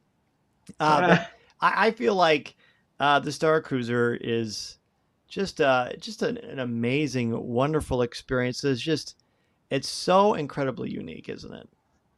Yeah, it really is unlike anything that I had ever experienced. I remember the very first time I did it, it was early playtest, and I was nervous. I was like, what if this doesn't work? And what if it doesn't work for me? Because I'm relatively introverted. You know, I'm not, going out there and LARPing on the weekends or anything like that. I'm like, what if I don't get pulled into it? And from like the first interaction with a character, I, was so on board and just was like just so into it the whole time. And I just had the most amazing experience. And by the end of it, I just looked at Scott Trowbridge and a couple of the other Imagineers and was like, whoa, this totally works. And I miss it now. Like, I've done it a couple times early on. I actually haven't done it since it opened properly. And I miss it. Like, we talk, AJ and I talk about it all the time. We're like, I wish we could go back to Star Cruiser. We could forget about real life and you just sort of live in Star Wars for a while.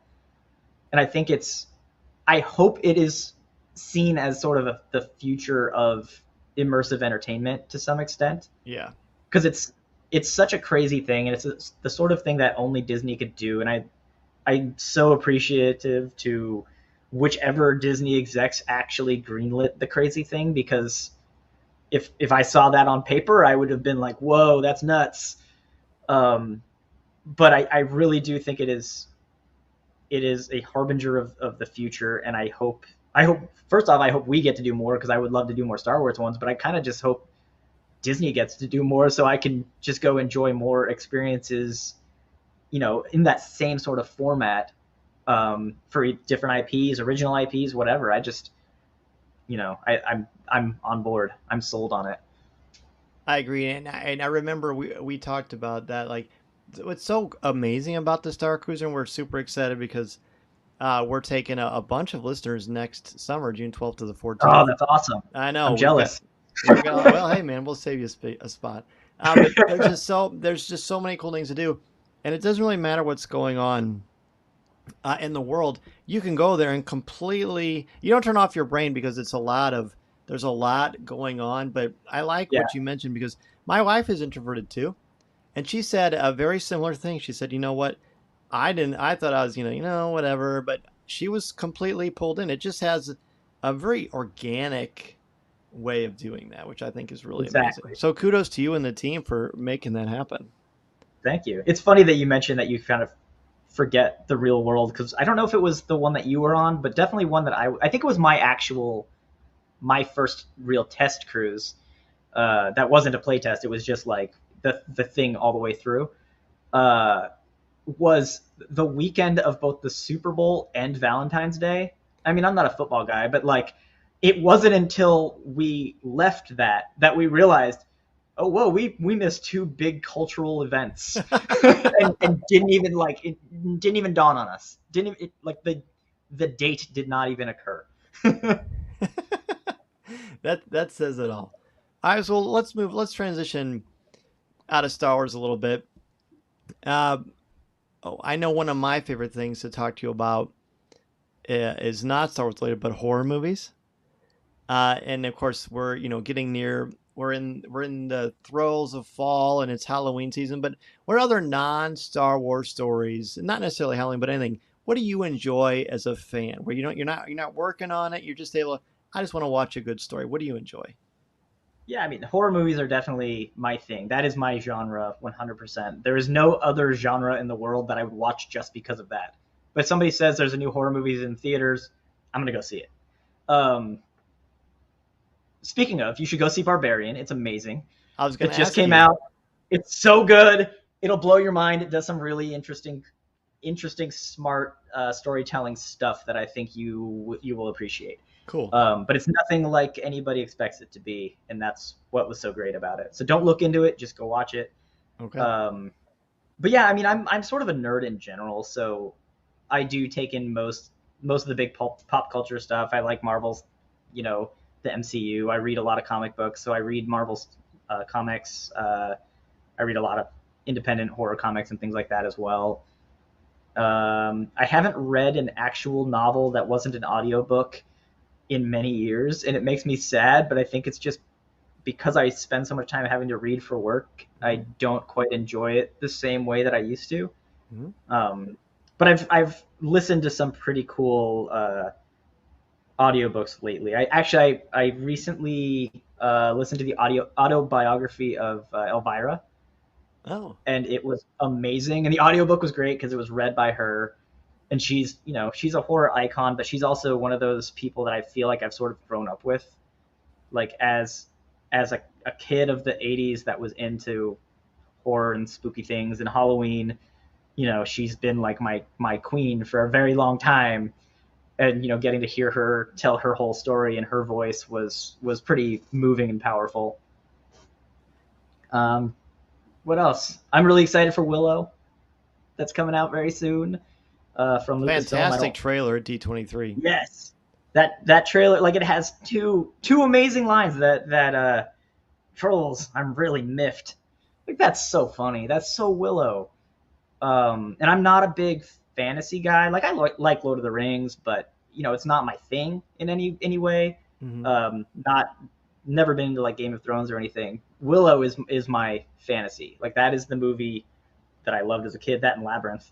Those are the fantasy movies that I loved as a kid, and like seeing it make a return by somebody who I know really cares, John Kasdan, really cares about Willow as much as I do because we've geeked out about it before, gets me very excited. So I'm beyond excited for that show. I don't mean to like just plug another Lucasfilm thing that I didn't even really work on, but I am very excited for it. I don't blame you. When I saw the trailer for it, I was like interested because it was a new event, a new project. But there's something about, at least what I've seen in that trailer, it's just like the right tone, and it has like, and I haven't really talked about this on Coffee with Kenobi yet, but it just kind of it doesn't feel like aggressively, based on trailer, aggressively violent or intense. It just feels like I'm going to tell a really good mythological story. Yeah. Which I think that's, I don't know, I find that very appealing. Yeah. There's a certain DNA to any stories that George has told. Mm-hmm. American Graffiti, Star Wars, Indiana Jones, Willow, they all have this, this optimism and this level of fun to them that a lot of things just kind of shy away from. And that's what brings me in. It's those. So it's like, the show takes a tone that George created, and that's, what's so cool about it. I love that. Speaking of love, I love that everybody watching this right now is hopefully contributing to the Make-A-Wish Foundation. every donation that you give, there's no amount that we're looking for. We're just trying to help make these amazing, brave children's dreams come true, and you're helping to do that. Matt, this is quite a rough transition. I want to talk more about horror movies. Did you hear about it? The Well D23 done, Expo? man. Well done. Yeah, wasn't that? This is my first podcast, so bear with me. At the D23 Expo, they showed a trailer for the Haunted Mansion. You've got Owen Wilson, you've got Rosario Dawson, you've got a great cast. And then at the end, I was in the room, and they said, now you can't make the Haunted Mansion without the ultimate horror scream queen. And the dune buggy rolls out, and it spins around there, not quite right in front of me, but in the same room. Jamie Lee Curtis and I was like I actually have goosebumps right now. It's like, oh my gosh, because you're the one who helped get me into the original Halloween in the first place. Yeah, I wish I was there for that. I definitely saw that and almost broke down because I love Jamie Lee Curtis so much. I mean, from the original Halloween, but just everything she does, everything she's done since, everything everywhere. I mean, I have hot dog hands right there. Literally anything that Jamie Lee does is gold, and she's just such a great human being in general. And I'm pretty sure she's playing Madame Leota. Is that right? Yes. And Madame Leota is also special to me because my dog is named Leota. She's named after Madame Leota, so now I have, one of my all-time favorite, actors playing a character that is so important to me that I named my dog after. So, yeah, very, very, very cool. That's fantastic. So I guess sticking in with the same genre, is that something that, did you have like a gateway into this too? Because I remember the first horror movie I saw, and it had a negative effect on me, was Poltergeist, because it scared the you-know-what out of me. What about you? Oh, that's funny. Poltergeist is back in theaters this month for fandom events, so you should go see it again and see if you can conquer your fears. I don't think I can. I think I'll just be a chicken. It's a Spielberg movie. Come on. Oh, that's true. That's true. But no, I think the gateway into horror movies for me was Ghostbusters, which isn't quite a horror movie, but it got me. I was very, very into Ghostbusters. And that sort of got me into just spooky things in general, and Halloween, and obviously horror movies are just such a natural extension of that I started watching all the classics, and after seeing all the classics, it was that kind of traditional go to the video store and rent the one that has the the coolest cover.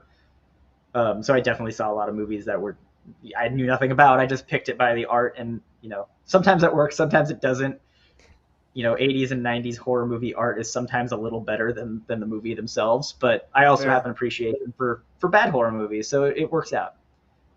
Was there ever a time where a horror movie actually scared you? I mean, when I was a kid, they would scare me, and like jump scares would work. Now I'm pretty desensitized to it. Especially any trope heavy horror movie, I kind of see things coming a mile away. That doesn't mean I enjoy them any less. It takes a lot to get me to jump. Sure. But I would say, Exorcist is my favorite horror movie, and I'd say it's still probably the scariest one. It's not going to make me jump out of my chair, but it gets you deep down. Like you see something that horrible happening to an innocent person, and at seemingly random, and you're just like, oh, this sort of thing could happen to anybody. And then also just, Father Karras's arc of sort of losing his faith and finding his faith again is really powerful. So I think that movie hits me in two different ways, where it's like the hope of Star Wars, which is sort of the Father Karras side, and then the scariness, which is the horror movie side. And it's kind of those things that I love together. Would it surprise you to know that I've never seen that movie?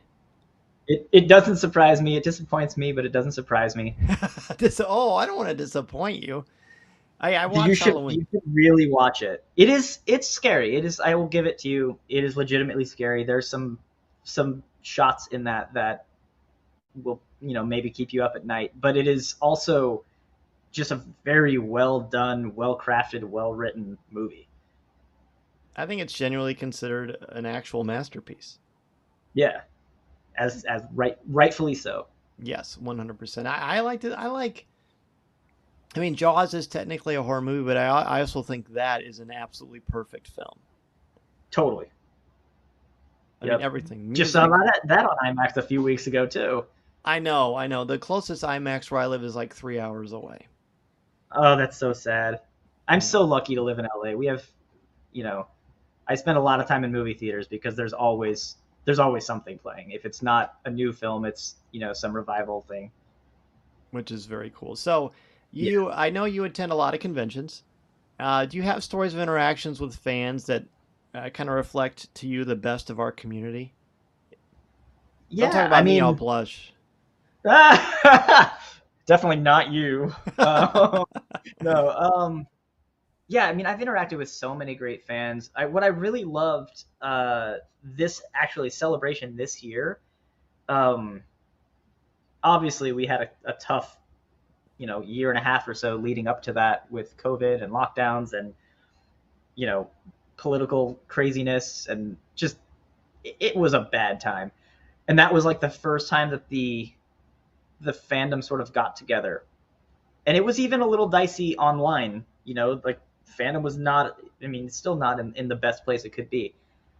And so I was a little bit concerned about what celebration would bring with that atmosphere. But it was so uplifting to just be walking around and just nonstop hearing people compliment people. Either that costume is so great, or how did you do this, or it's so good to see you.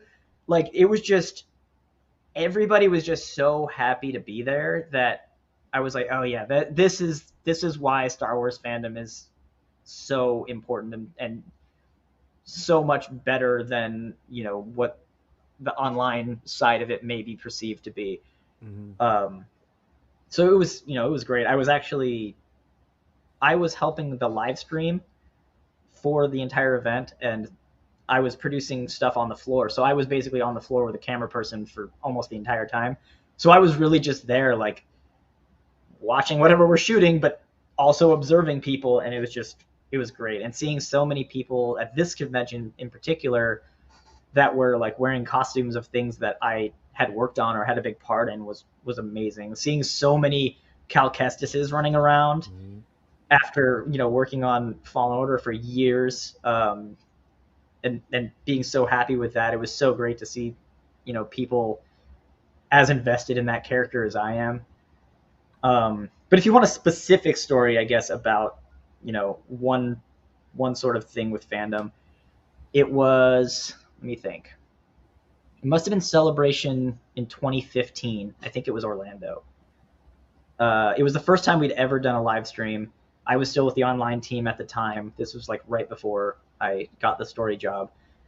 And so we had a lot of people that were helping us, a lot of fan volunteers that were helping us,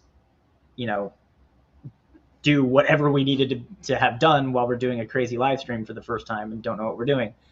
One of them was a huge Rebels fan. Like, Rebels was one of the things that he loved more than anything. And because he was so dedicated to our team, he skipped the Rebels panel to help, which I think if he would have asked any of us, we would have forced him to go, but he didn't. Skip the Rebels panel, didn't see the trailer, didn't see anything. And I was upstairs in our office with him, a couple hours later. He told me this, and I was like, what were you thinking? He's like, no, I needed to be here. I needed to help you guys. I was, you guys needed me. And I'm like, well, we did, but still. But because I was also the person that had to post trailers and things online, I had the file for the trailer. So I was like, look, dude, sit down at my computer. We're going to turn the lights off. You're going to watch the trailer here. So I got to sit and basically watch him react to the trailer, and that was a really moving experience. I still remember there's the part, it fades to black and you hear Captain Rex's voice. Yes. And like seeing him light up, like, oh yeah, that's what this is all about. So that I think is probably one of my favorite kind of fandom stories.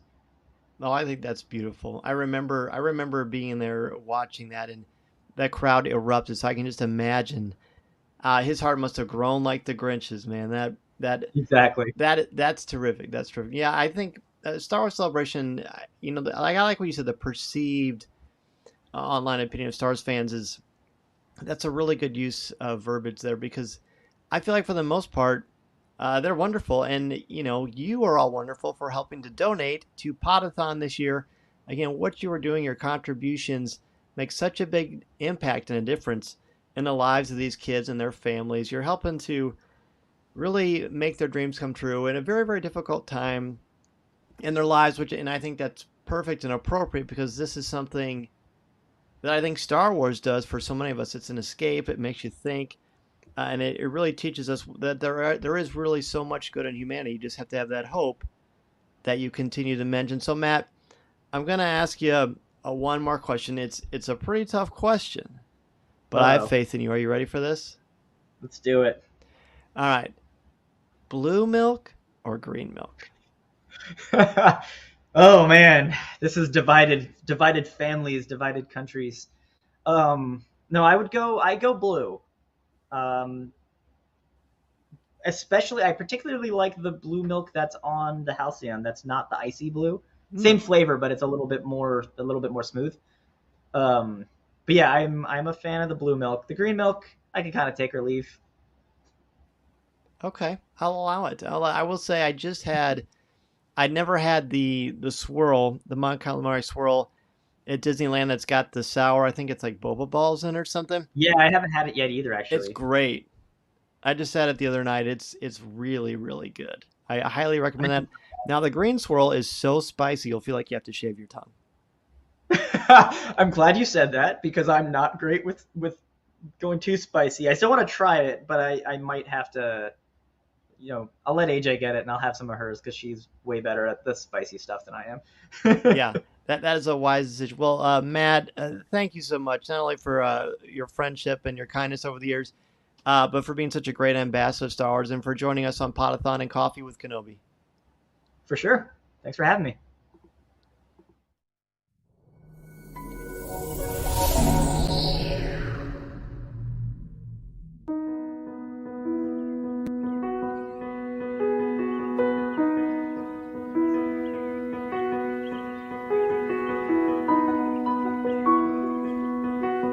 On my hard days, I usually don't think about it. I just try to get to the next day and hope that the next day will be better.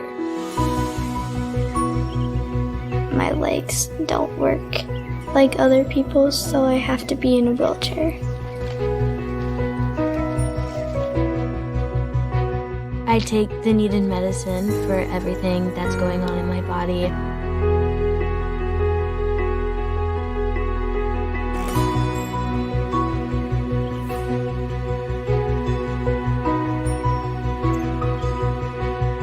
My wish is to redesign my bedroom. My wish is to remodel my backyard.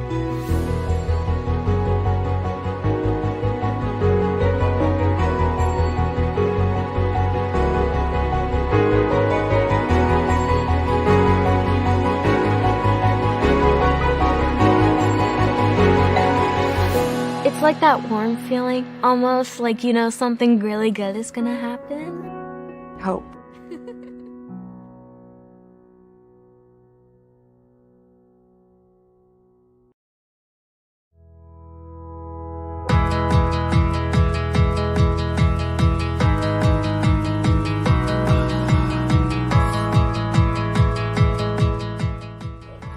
Matthew Monson, a husband to Mandy and a dad to Josiah, who's 12, and Violet, who is 8.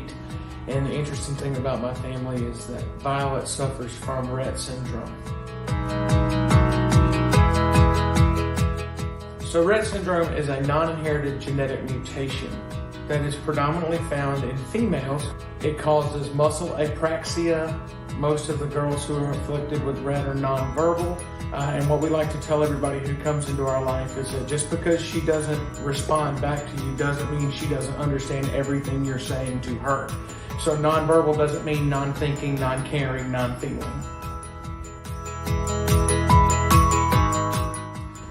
To families like ours, Make-A-Wish means the world. Make-A-Wish means giving your family, specifically your disabled child, but your regularly able children too, the chance to experience something that they would not be able to experience otherwise.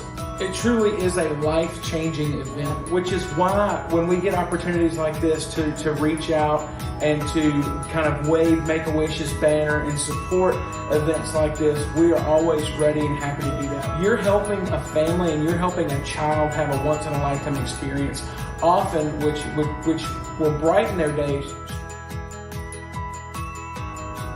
So I just want to tell everybody out there, thank you so much for supporting Podathon and participating in Podathon today and watching. But I encourage everyone, if you're on the fence, go ahead and click that donate button. And remember, you are truly changing the life of a child and a family in need. May the force be with you.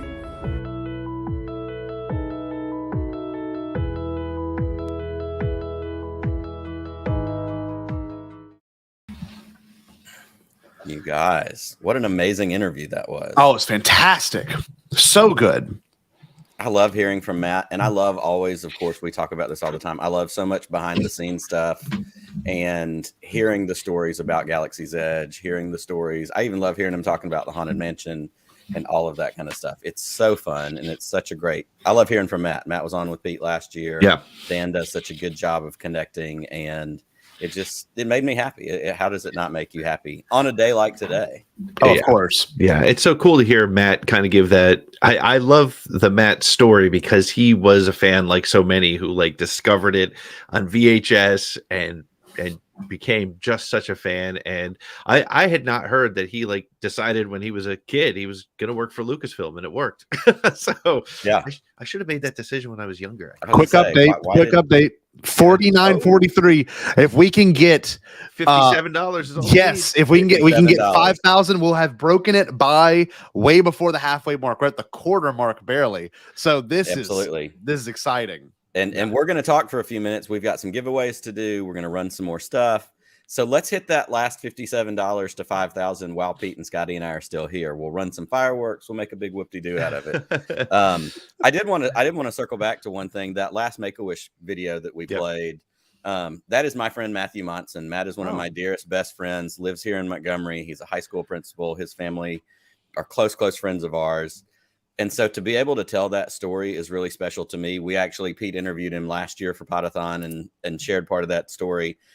The update to that video that we have aired is literally the day that Matt and I shot that footage. He got home that night and got an email and found out that Violet's Make-A-Wish wish is being granted at the beginning of November in just a couple of months. That's so amazing. They are headed to Disney World. They're going to get to have that experience. And it was interesting too. And this is something he talked about with Pete last year. Violet became a Make-A-Wish child actually back before the pandemic hit, right before the pandemic hit. And so Make-A-Wish had to put wishes on hold because the world shut down. Sure. And it was really interesting to hear him talk about how throughout that process, even though the world had shut down and over these last couple of years, they got packages in the mail, they got prizes, they got notes, they sent stuff to them as a family to let them know we're right here with you. We're still going to get there. And it's so touching and personal. So literally after we got done recording that day, he got home and he called me and he said, we just got an email. Violet's wish is going to be granted in November. So because of people like all of you watching today and being so kind and so generous and donating to Make-A-Wish, you're helping somebody like Violet have her wish granted. You're helping her family get to experience that moment with them. And like we've said before in the lead up to this, for every one wish that gets granted, there are 3 wishes that go unfunded. And that's why we're doing this today. We don't want there to be any wishes unfunded. We want this to be something that's going to continue to pay forward to so many families. And it's going to make such a difference in their life. Because as we also said, the majority of Make-A-Wish kids are not necessarily terminal illness kids, but having these wishes granted at a crucial time in their treatment, in their illness, gives them the energy and the hope and the strength to persevere and push through. And that's the power of all of this.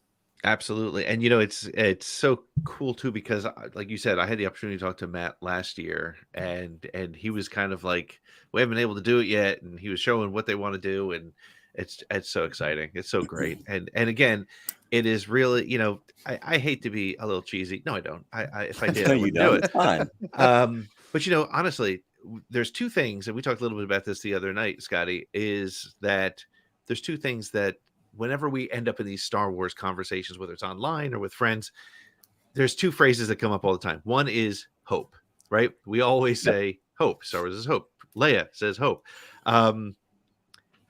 Then the other thing is we always say it's for children. Star Wars is for children, right? Of And so that's course. why this really feels like that perfect combination of the right charity, the right time, the right people to work with. Again, let me just reiterate, when you hit that donation button, the dollars go directly into the Make-A-Wish fund. It does not go through Podathon. It does not go through anybody else. It goes directly to them. So you can feel really great about what you're doing with your dollars. They're going straight there. And again, as Nick pointed out, you know, there are so many wishes that don't happen. Yeah. So many kids that aren't getting that little extra hope. And they're not all trips to Disney World and not all trips to Europe. It's sometimes as simple as just wanting a Nintendo Switch or something very simple. So if you feel like I don't have a lot to donate, my donation is not going to make a difference. Holy cow, it absolutely is. Every little bit Every single penny you can give us or give the Make-A-Wish Foundation today makes such a big difference. So please, if you can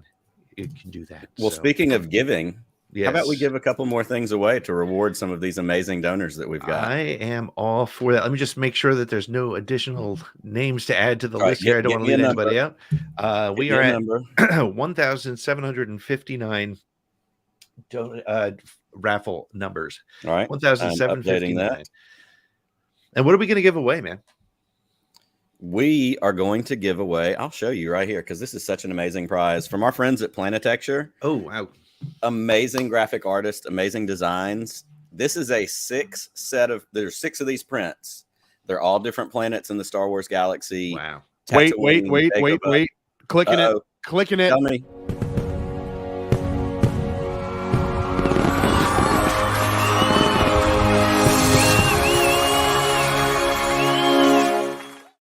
We are not even at the halfway mark of the day. We're not and at the we halfway point. halfway, baby. Remarkable. Yes. Amazing. We are at my screen didn't update. What is the number? It's $5,000. 5,000 flat. It is exactly 5,000. Somebody donated $7. 5,000 even. Just like that. I love it.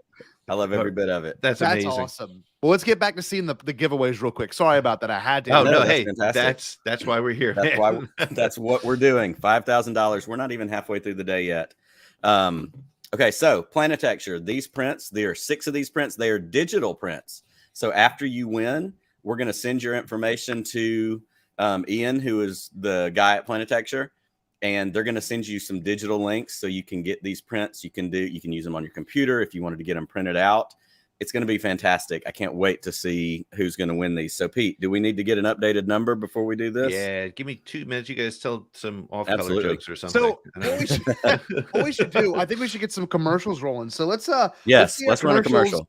From Bryan Fry. Now this is a sick commercial. This Bryan is such a great commercial. This is like this honestly feels like it's harkening back to like that MTV era of like I don't know, just kind of like I can't even describe it to you. It makes you feel a certain way, but it's so well done. Very It's much in the MTV vein of all the Star way. Wars. Hit it. It is awesome. Let me get that thing queued up. Bryan Fry, the one and only half mouth.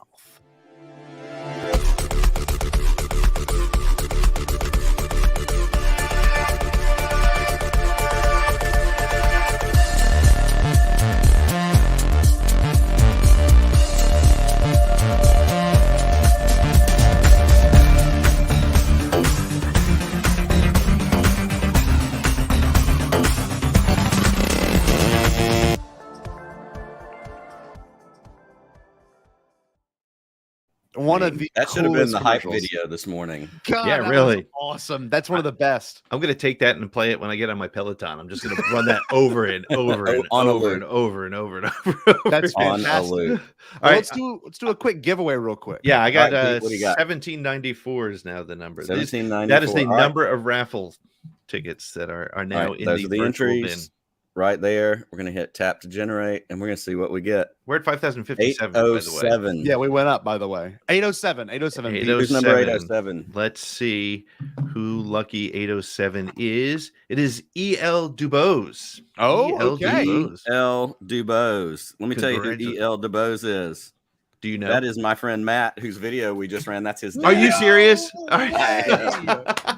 Matt's dad just won those. This is twice today that the gifts have gone at very ironic. There's no magic sauce here. There's no fancy cooking. That's That so cool. is amazing. All right, and well, also, we've got another giveaway. I want to do a shout out to Bryan again, real quick. Bryan and Holly were the ones that made the most generous donation of $1,000 a few days ago. So that is something you have to acknowledge and continue to acknowledge. So kind, amazing stuff. But yeah, let's see some more giveaways. All right. Here we go. We've got two more artwork pieces, actually. This is from the amazing Steve Anderson. This is a Steve Anderson print. I think this was maybe available at Celebration this year. Yeah, and I'm blanking on the name of the print, but it's an amazing print. It is. I think I want to call it the Birth of the Rebellion or something like that.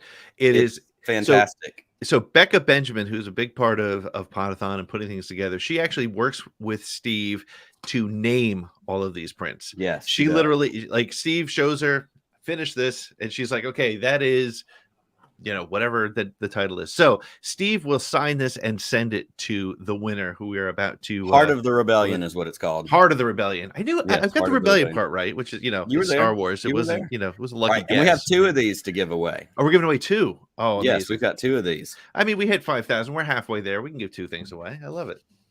Absolutely. Let's hit two of these real quick, and then let's keep it moving with our next show. Awesome. All right, Pete. Here we go. Get the numbers going. Give me the number. Number 778. 778 is that is Andrea Vigil. Andrea Nice. Vigil. Amazing. Congrats. Well done. Congrats, Andrea. That's good stuff. We're gonna also hit this one more time. 667. Oh, thank goodness. That was a little bit close to a number we didn't want. Alexander Wan. Alexander Wan. There we go. Well done. Amazing. Well done. Fantastic You stuff. guys. This is unbelievable. This is really such a fantastic day. So we're going to be leading into the Night Sisters podcast with Maddie, and this is a fantastic conversation with remind me her name, Zoraida Cordova. Zoraida Cordova. That's it. So we're going to actually get Reagan back in here, and we're going to get that recording rolling in just a moment. Enjoy. Welcome back. I thought it would be such a cute idea to get dressed up in my full Ventress cosplay to introduce our next show. But the fact that I am incredibly vain is at constant odds with the fact that I am also incredibly lazy. So you'll have to make do with the witchiest, spookiest outfit that I could come up with, like from my pantyhose drawer, my Ventress Black series, and an insert of my Halloween costume that I'll let Pete put right here. Okay, that wasn't exciting, but it is relevant because coming up next, we have the Night Sisters podcast with your host, Madison Fairchild. You can follow them at Night Sisters Pod on Twitter. Their guests tonight are authors Zoraida Cordova. Zoraida has written the Galaxy's Edge tie-in novel, Crash of Fate, as well as the upcoming High Republic novel, Convergence. This is going to be a fantastic show. I hope that you enjoy it, and I will be here unwitched when you come back.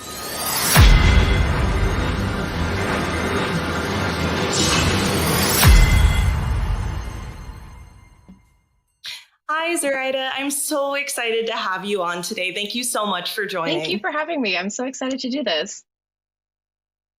Yeah, you have been a goal guest of mine for so long, and I'm so excited to be able to interview for the Podathon. I know that this fundraiser is really important, and so excited that you're joining us. But yeah, I just want to jump right in with your history with the Star Wars franchise. So how were you introduced to Star Wars? I mean, I recently was asked to think about this for the acknowledgments of my next book, because you write the acknowledgments and I'm like, I want to say something meaningful about Star Wars, and I felt like I couldn't pinpoint the introduction. It just sort of always was right? We have been a Star Wars family. My brother and I grew up watching the movies. My uncles grew up watching the movies as well because, you know, they were in the 70s. But and my brother and I grew up on the prequels and sequels too. And so as many of us have, and so it just always was part of my Star Wars life, I guess. But there was a moment when one of my mom's friends from work gave her a box of Star Wars toys, and you know, my mom's a single mother, so like we didn't always get every single toy, but he gave us like a box of Star Wars toys that he was getting rid of. He must have been going through like a midlife crisis or something, because to get rid of all of those cool things felt like such in hindsight felt like such a big deal. And so then we just Star Warsified every part of the living room in the house. And so it's, I feel like those trinkets, like the toys and everything, the merchandising, it just feels so much more meaningful when it comes as a gift as well. So it's just it's all around me, and I can't pinpoint I don't have an origin story. Yeah, no, I love that so much. I also was raised like in a Star Wars family, so I can never give the exact moment that I became a fan. It just is part of my life. I love that so much. That's so awesome to hear from an author who creates some of my favorite Star Wars. Since you grew up with it, is there like a female Star Wars character that you felt most inspired by as a kid or coming into adulthood or anything like that? I think it was always going to be Leia, right? For the immediate, and I've loved watching her character expand in Kenobi so much, and in the comics and things like that. And it was always Leia, because she was so fierce and so determined and brave and kind, right? At the same time. And so that always felt like the norm to me, having grown up in the 90s with badass female heroines and things like that.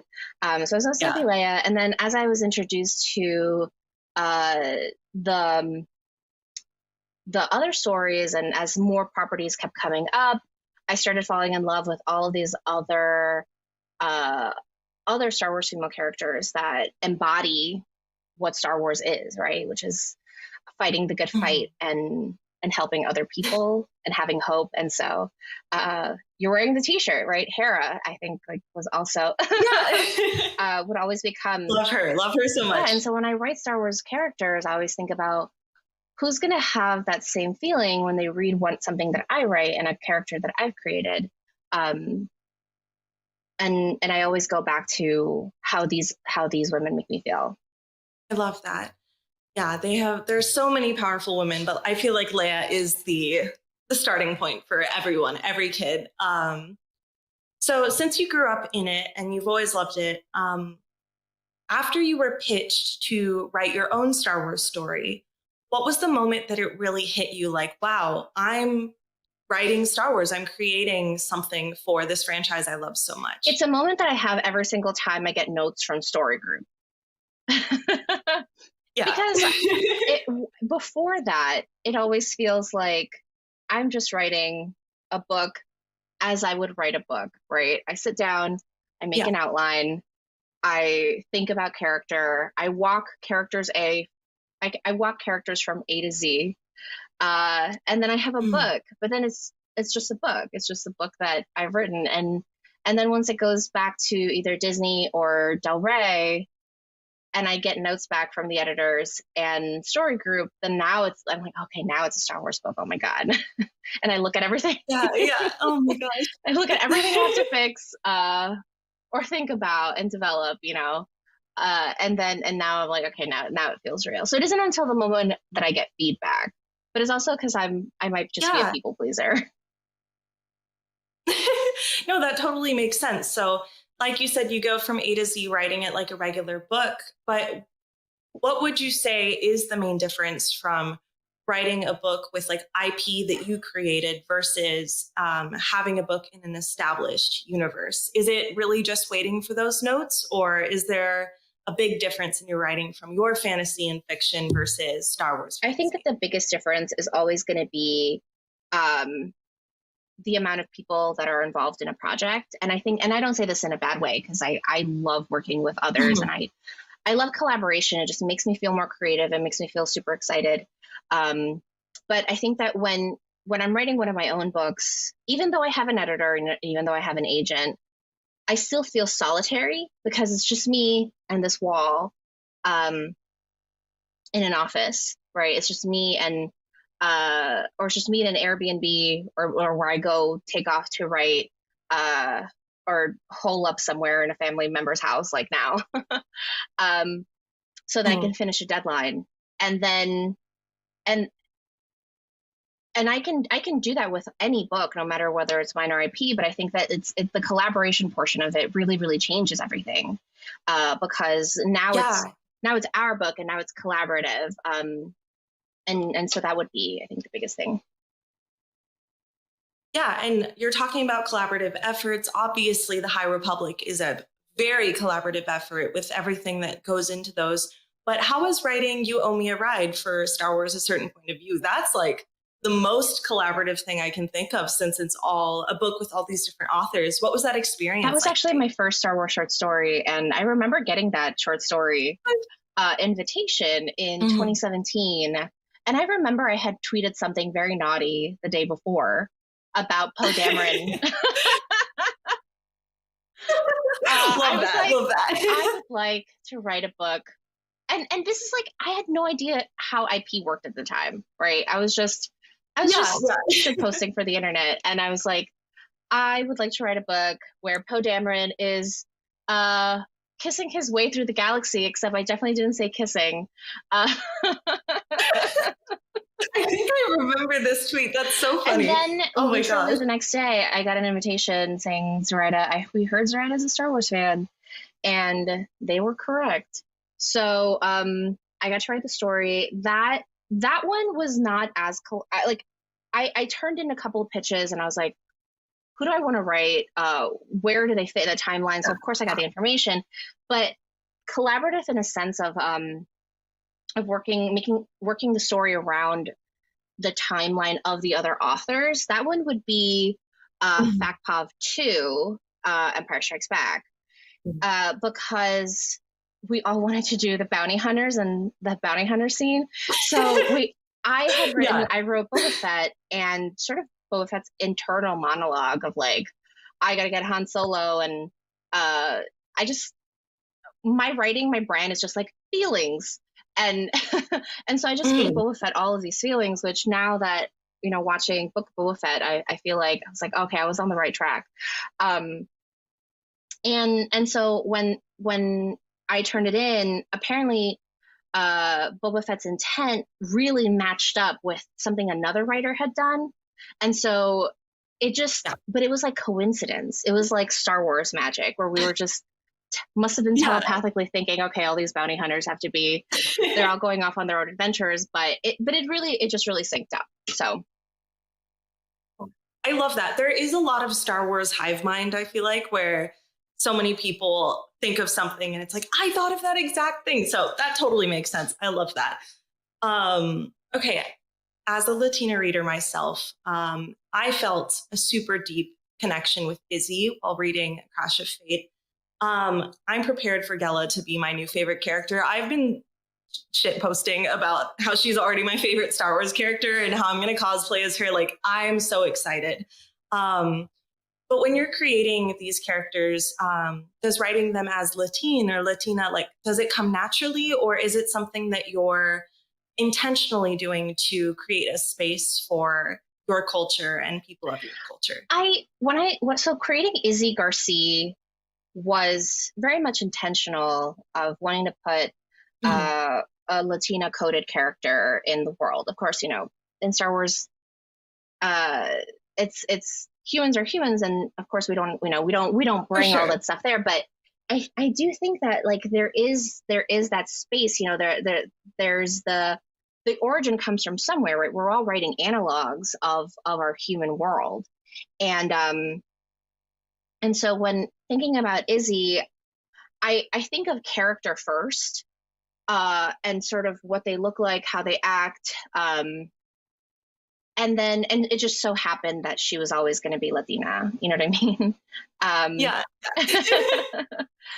And I think that the most important part of her personality is that she wants to find her place in the galaxy. And I write those kind of characters in all of my fiction, whether it's fantasy or contemporary or Star Wars. And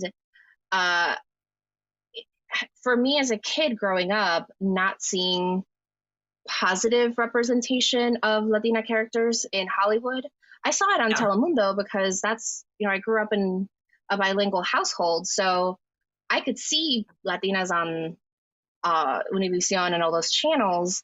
But when I turned over to American TV and like Buffy the Vampire Slayer and Dawson's Creek, like we're just not there. And so with being able to contribute to this galaxy, I think it's important because we're just making the galaxy bigger, right? Like the galaxy is enormous. There are a jillion, don't quote me on that in case somebody takes me literally and doesn't understand my hyperbole. But there's so many different types of species, like and cultures. Of course, somebody's going to be Latino coded, and we have a lot. We do have a lot of good representation, I will say. It's getting a lot better for sure. Yeah, no, that's so funny because obviously she is coded. I didn't know much about you as an author when I started reading the book because it was a suggestion from my boyfriend. The first description of Izzy, I'm like, this author is Latina. Like, I know for a fact, there's no pictures of Izzy that I can find. There's nothing. I was like, but that's who she is. And so when I found out I was right, I was like, yes, like I knew it. I could feel it in the character. And I love that so much. But going back to like your childhood, growing up in a multilingual home, did your move from Ecuador as a child, did that kind of inspire some of her character in like the growing up, moving around and finding yourself in a new place and adjusting? Did that come from inspiration in your own life, or was that? I want to say that was subconscious because I do write characters that are always hungry to go, right? To just go somewhere. And I did not make the choice to immigrate. My mom made the choice for us, right? And that's such a peculiar place to be in. And there are so many children of immigrants from, the inception of America and the world, right? Humans emigrate and immigrate depending what's happening in their worlds. And that is an easy thing to translate into Star Wars, where there are always civil wars, there's always people on the move, and there's technology that allows them to go from like, get out of transport and, fuck off to the other side of the galaxy. But for me, it was just from South America to North America. And I didn't always feel conscious of the move. And now I'm trying to think back on it as I'm writing other things, like my next works of fiction. And I'm trying to remember what it felt like. I wasn't displaced because I grew up in Jamaica, Hollis, Queens, where there are so many Latinos. And so I never really felt other. I always felt comfortable and like I was in a good place. And I was in bilingual classes until I sort of placed out of Spanish into English only classes in 5th grade. And so thinking back to growing up, moving only once, I think that I've always had this idea of being on the go and searching for where my actual home is, right? I know I'm a New Yorker. I feel like a New Yorker. New York is like, I'm an Equi-Yorker, a New York Ecuadorian. And that is my true identity. But I'm always sort of searching for the next place. I don't sit still. My grandmother calls it patas calientes, which just means hot feet. So like you're always just going. Yeah. And I think that I've given that to my characters. I gave that to Izzy. And once you meet her, I've also given that to Gala in a different way. I can't wait. She's gonna be my favorite. I've moved. I think so. Yeah, I've moved 17 times. So again, when I read Izzy, I was just so connected to her because I felt like I never was in a place for too long and all of that growing up. And so, Gala's about to just slay me. So obviously, as a huge fan of A Crash of Fate, I was so ecstatic when I found out that you'd be writing for High Republic. I remember tweeting, like, when the round 1 came, I hope she's writing for the next round. Like, I really, really hope we get another book from her.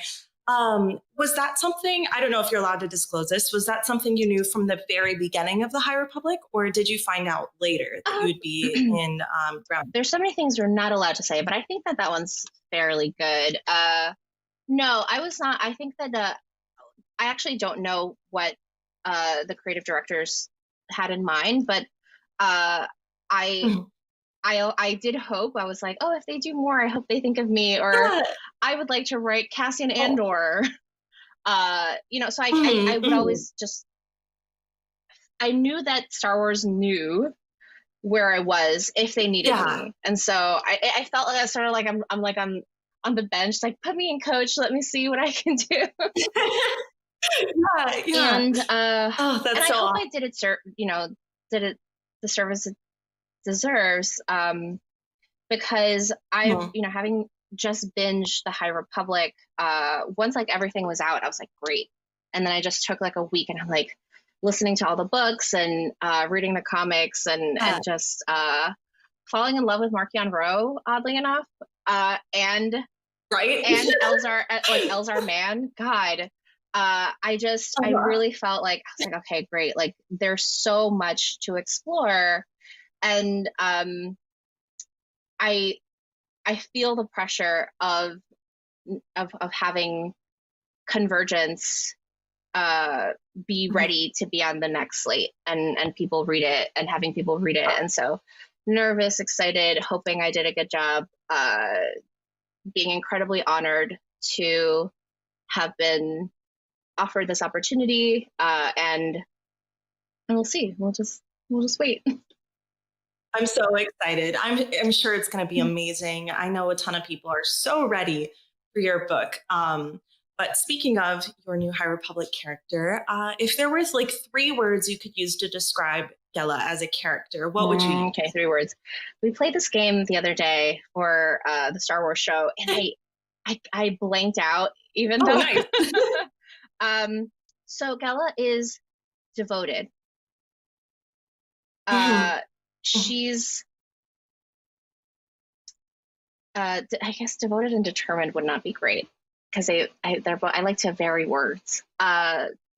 She's determined. She's determined to prove to her. She has complete faith in the Force and in her place as a Jedi. And so she's devoted to the Force, and she's determined to be the very best Jedi. And what that means, she's going to have to discover. And then the last word I would just use is feelings.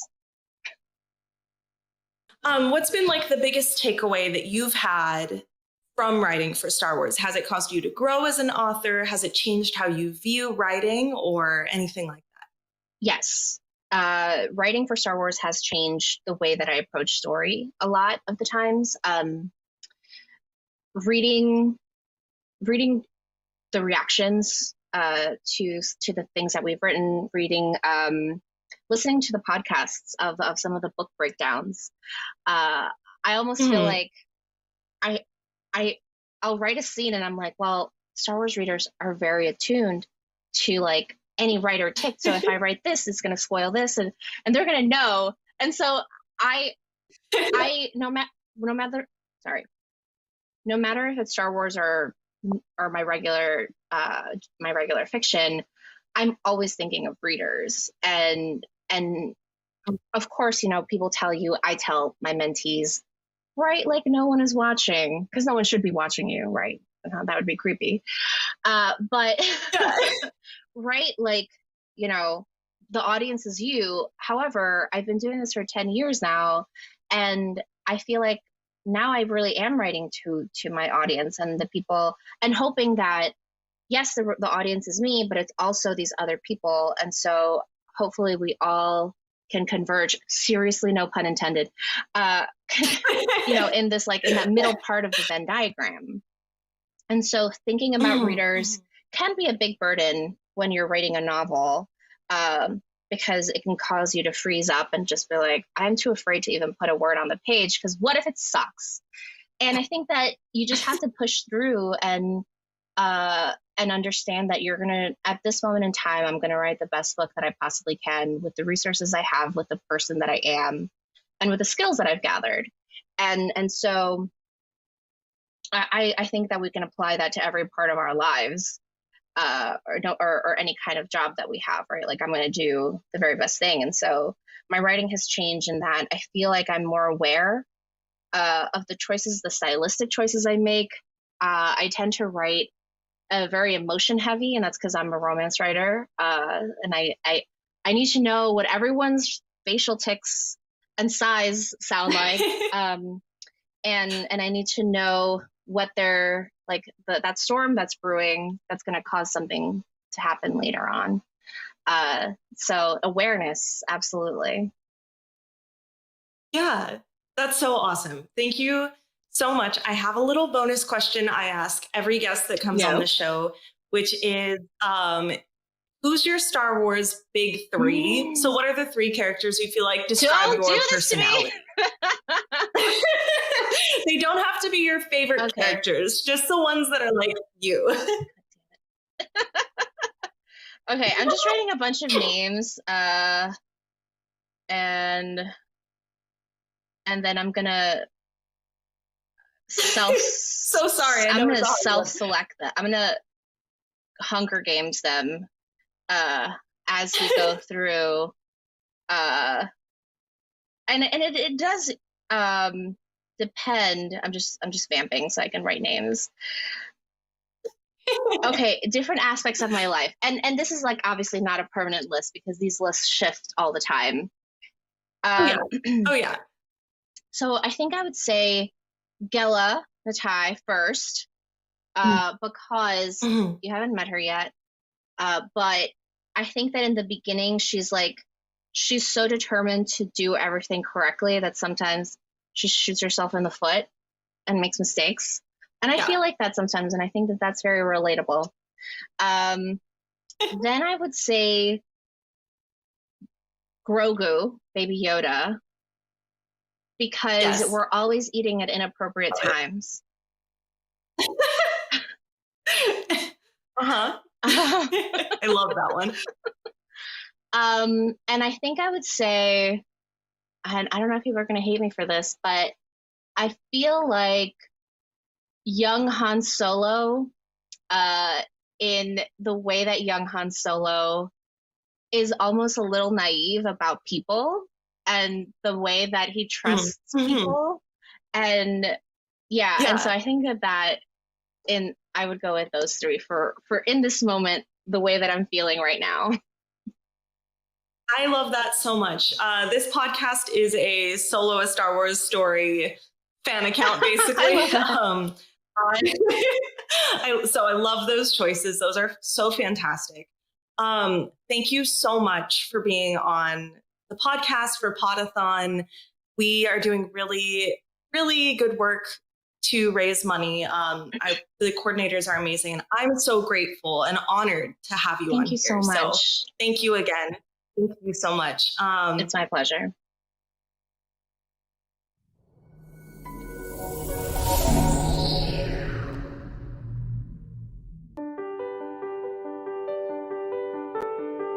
Your wish was granted?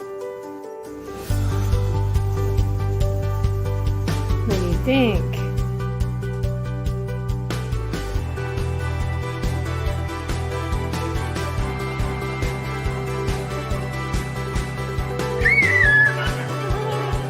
That's fun.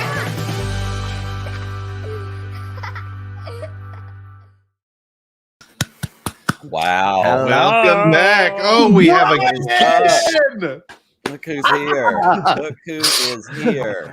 Bryan. My favorite so good to see person. you. Absolutely. And before we get to Bryan, really quickly, thank you so much to Maddie. Thank you so much to Zoraida Cordova for that amazing interview. I love hearing so authors cool. talk about their process and when they write books. Heck And yeah. when she talked right there at the end, when she talked about as she's writing, thinking about the readers, that it comes through when authors are like that. You can tell 100%. not only as fans, but as they're thinking about who is this going to, who's it going to connect with, having that. I love that so much. So thank you so much to Maddie, to Night Sisters, and to Zoraida for being a part of this event today. So good. One quick reminder, there's still a whole bunch of day left. We're at like 51:32 in our donations. We've got lots of time. We want to get keep that up pushing. though. We want to Get go. that go. We want to get that up. We don't want to hit the number. We want to beat the number. We want to crush the number.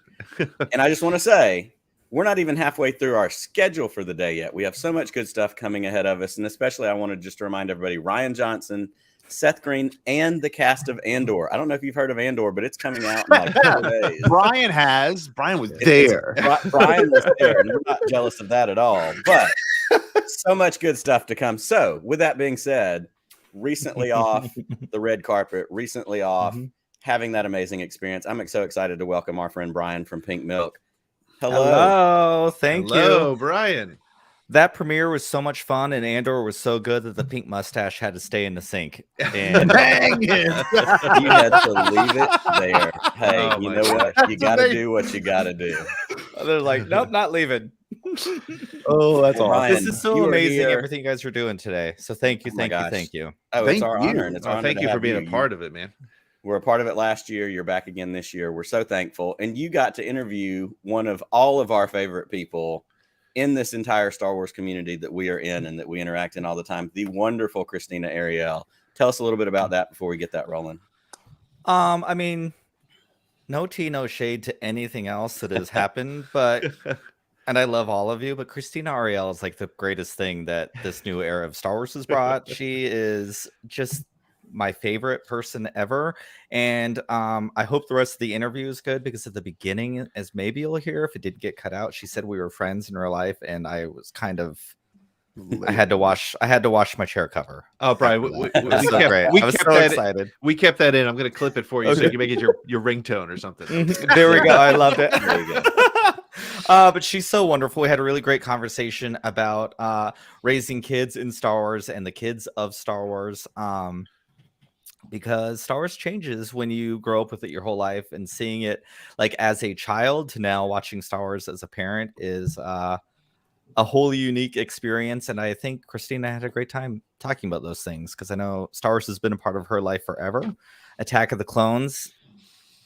If I was not an original trilogy baby and didn't have nostalgia for Jedi, I think Attack of the Clones would probably be my favorite Star Wars. So it was a good conversation. It was a good time. Absolutely. Well, it's so good. We're ready to bring that to everybody right now. Before we roll this video, please donate. Please share the links. Let's get to $5,500 while Bryan and Krystina are talking. Let's make that our goal for this next little segment. Let's keep it moving. Share it with your parents. Share it with your grandparents. Share it with your brother, sister, cousin, uncle, whoever you got. Let's do that. And it's time to keep it moving. But first, we want to hear from Reagan. Reagan, what do you got? Hi, welcome back. Our next host and our next guest are inarguably two of the most beloved people in the entirety of the Star Wars social sphere.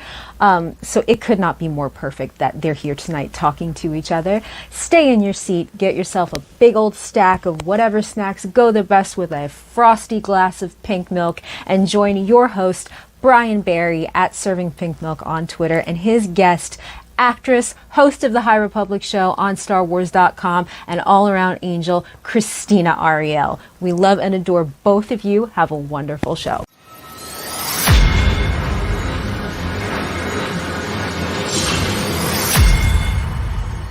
Hello there, everyone, and welcome to Pink Milk, where we talk Star Wars queerly. I'm your host, Bryan. Welcome to Podathon 2022. Crack open those wallets. Let's help some kids. And to help us do that, we're going to bring in my pretend great friend of the day. We're going to pretend like we're real pals. for a minute, and she's going to pretend like she's a real pal with you too right now. Here she is, the queen of Star Wars, the greatest thing that Disney Star Wars has brought to all of us, Krystina Arielle. Hello. It's true. We are real friends. Thank you very much. Okay. I would like to go on the record and say that right now. We are very real friends. We have hugged. We're homies. Okay, thank you. I can't presume these things. I can't. But in my heart I am, and now I'm going to. I'm just gonna pretend like we're besties. And we see each other all the time. Sound good? What's from you? We're gonna start FaceTiming and have ice cream and watch The Real Housewives together. That's what we're gonna do. We'll do one of those circle watch shows, whatever You're it's called. speaking my love language. You know, I try. I'll have Tom fill me in with everything going on because I don't know anything about Housewives, but he'll catch me up to speed. We're on Ex-Wives Club here in the Berry household. In Dorinda's house, is that where it's at? Wait. It is absolute chaos, and I love it so, so much. I finished it already. It's great. It is the proper amount of chaos to bring back those exact former housewives and just put them together and be like, just be stuck in a house together for the next week. What's the worst thing that can happen? Great ratings. Oh, I don't know. I do know. And it is chaos, and it's great. It's like it's camp to the nines. It's camps to the nines. All right. Let's go from housewives to what some of those housewives have, and let's talk about some kids. We're here for Make-A-Wish. Let's talk about Star Wars kids that give wishes to all of us with their exuberance and their talent and all of those wonderful things. Star Wars has always been about kids, from Luke and Leia to Grogu and Stinky to now Little Leia and Ezra Bridger, everyone in between. It's always centered that way for the young viewers. And I know you've been a Star Wars fan from a wee age.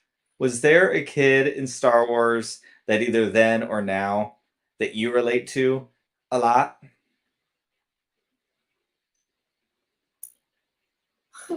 I wouldn't say necessarily one that I relate to. As far as a technical kid that I relate to, like Padme is technically.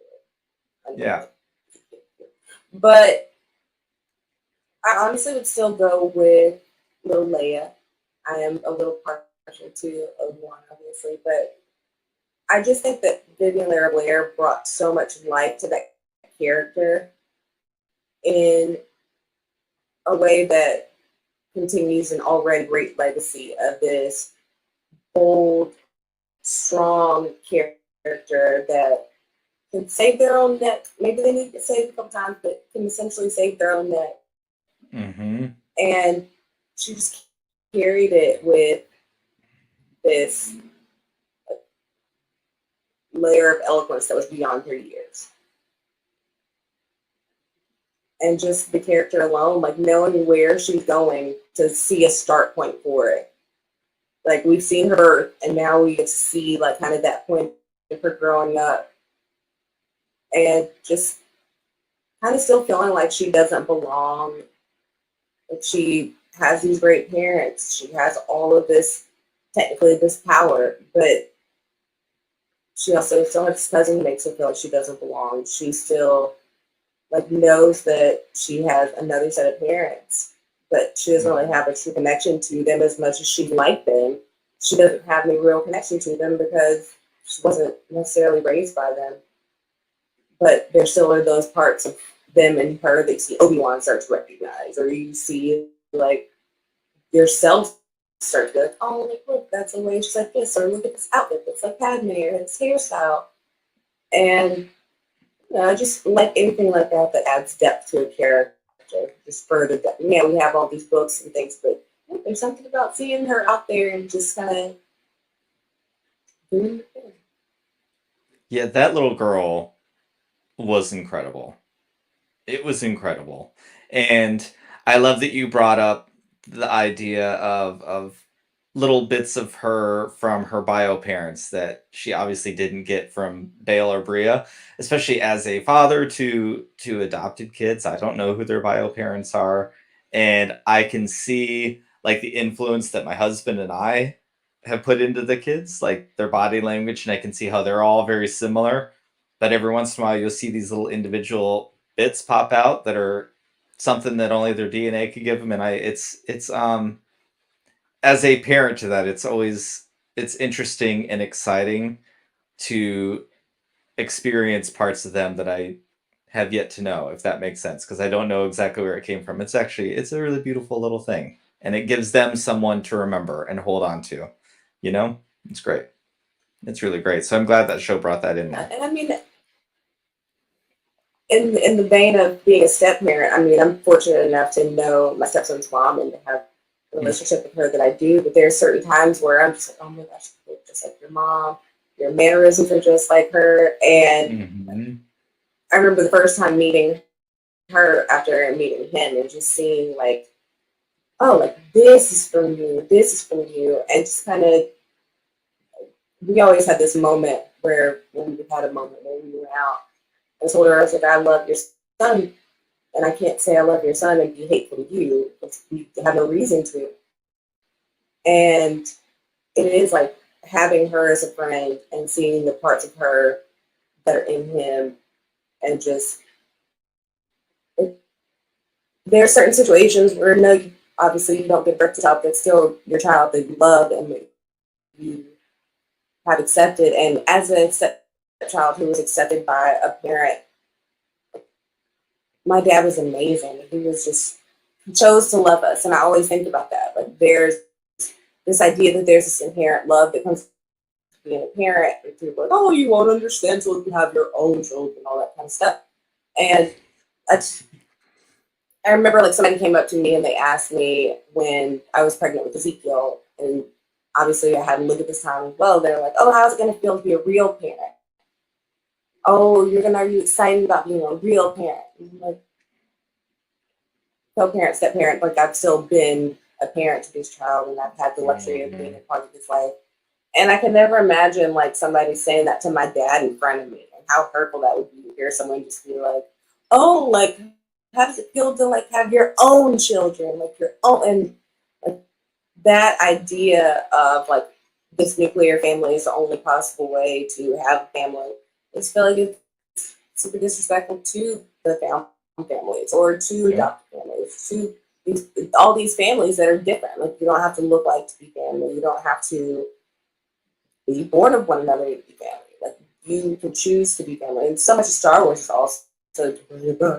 also so much of Star Wars. Like we talk about this all the time. Just this idea of found family.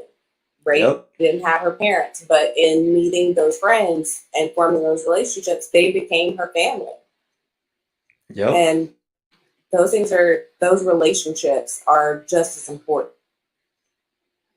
Oh, 100%, 100%. I think very valid. Yep. I think, as it's been real interesting watching my family come together too, because all of my boys came at different times. They were different ages, and because they weren't infants when they came, they had history, they had a story, they had their own experiences, and to watch how each of their individual experience has shaped the whole family around it, and how much we've grown as a family and how the dynamics have changed, I think is something that Star Wars treats so respectfully and so well, especially recently. Like, I don't know who all is in story group, I don't know all the writers, but I have always felt that someone in there has to have either been a foster parent or an adoptive parent, or is really at a core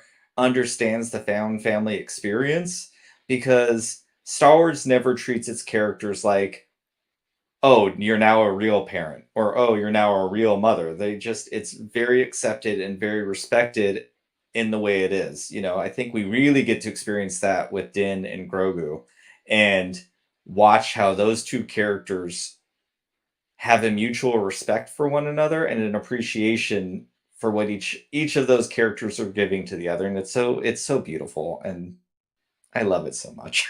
Like, I love the found family story. It's the best. The best.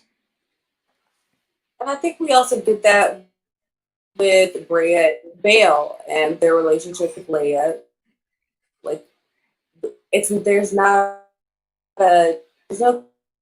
confusion about it. Like, we know those to be her parents.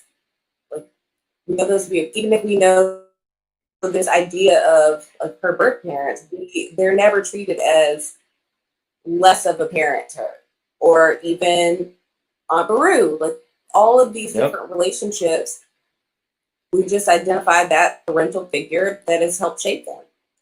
Without, it doesn't need the fuss and the fanfare of, oh, your parents once. I mean, yeah, we get a little bit of that because, you know, how them wax philosophic.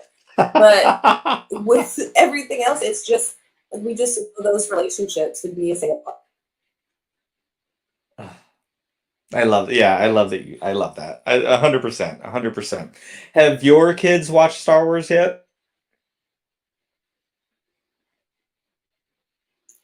Yes. I've watched the cartoons with Zeke. Okay. And so we started watching the baby Galaxy of Creatures. Like, I think that show is so freaking cute. Like, with the little babies at daycare, it is adorable. And I just find myself like, I might be more obviously like, I control the remote. So I was had to ask myself, so it's like, I'm watching this one. I'm watching this. So I'm completely. I love it.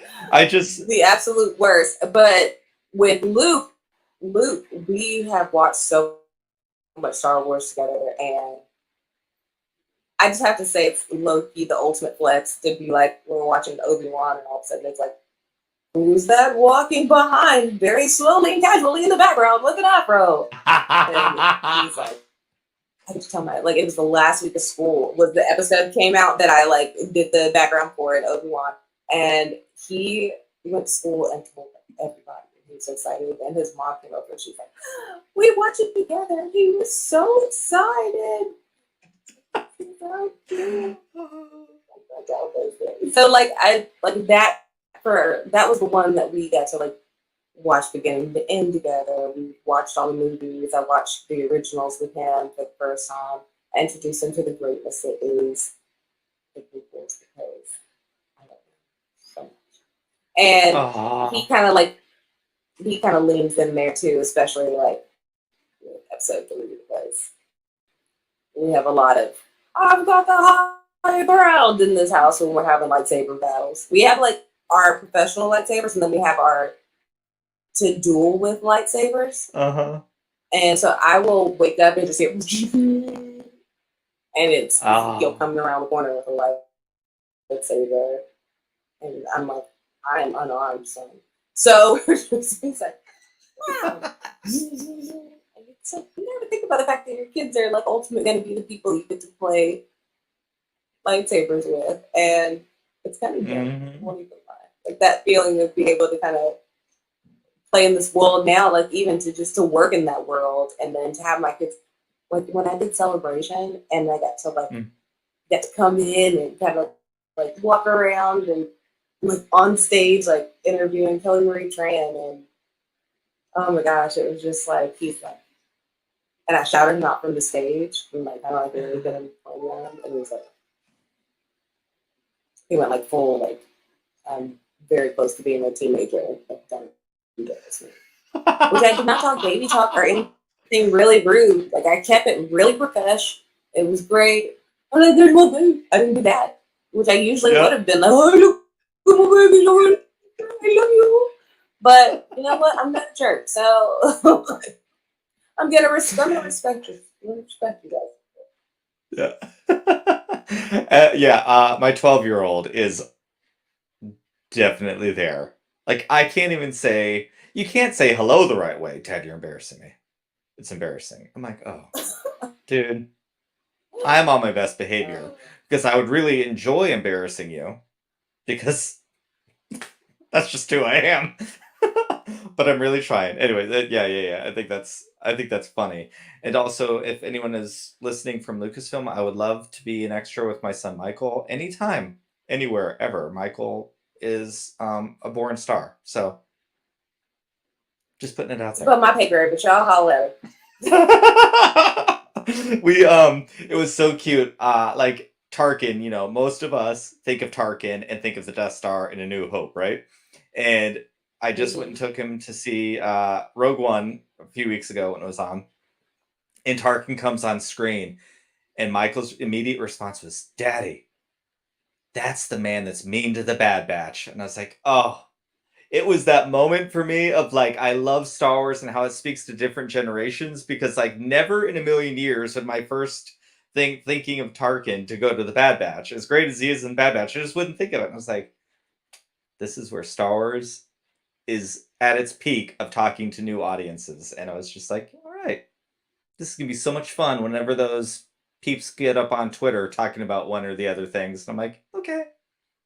But my son gets it. Well, it's so much content too, and Yep. it's also like it's just fleshing out the universe so much, and just it's like I don't know, like I don't know where it's gonna go. I don't know what comes. I mean, I kind of technically know what comes next. Oh, it's Andor, yeah, but just that, and with the High Republic to even take it that much further back and flesh it out, and I think about it and. Like, I mean, I don't know if we've had this conversation before, but I think about with the High Republic, and part of what drew me to wanting to take the job outside of the fact that, hey, Star Wars wants you to work for it. Yeah. It was this idea that like the High Republic it's a new era of storytelling. So no one's coming in with more or less knowledge. Everyone's coming in on equal footing. We're all on the ride together. We're all learning about it together. And it's just an opportunity to tell more stories, introduce new characters, and that idea excited me, like the newness of it. The newness and the oldness of the Republic. But I just love that idea that we're all on this great journey, and everyone has to have their entrance to Star Wars, whatever that may be. It may be the original trilogy, it may be the prequels, it may be the sequels, it may be the cartoons, it may be these different things. But the greatest point is that it all brings us to Star Wars, which allows Star Wars to continue for another 50 years. But we all have to, like, everyone, you know the saying where they're like, every professional was once a beginner. So whether you're new to fandom or you used to be kind of a fan, let fall off, and then decided to go hardcore back into it, all of those voices are needed to help continue creating this world. Yeah. All of those people need to exist for this to be successful. Continue to be successful. Yeah, I love that. But yeah, 100%. And I think, I mean, I love that the High Republic is doing that for sure. I love that the High Republic is also giving different kinds of characters a moment to shine that we have yet to see on the big screen or on the little screen or any screen in particular, but they're coming. I know it's coming. It's got to come. And even in the High Republic, there's so many new like youngsters in the High Republic and stepping up and doing things. And I think to bring it back to kids and Star Wars introducing themselves to new generations to continue, like you said, for another 50 years, it is things like the High Republic, and it is things like the Bad Batch that might come in times that we know, but we're introduced to a whole new series of characters that allow everyone to step in on board at the same time. And I think what keeps Star Wars so fresh is that going back to familiar times, but looking at it a little bit differently. And I think kids who love Star Wars get it the most, because kids aren't concerned if you fell in love with Star Wars yesterday or 40 years ago.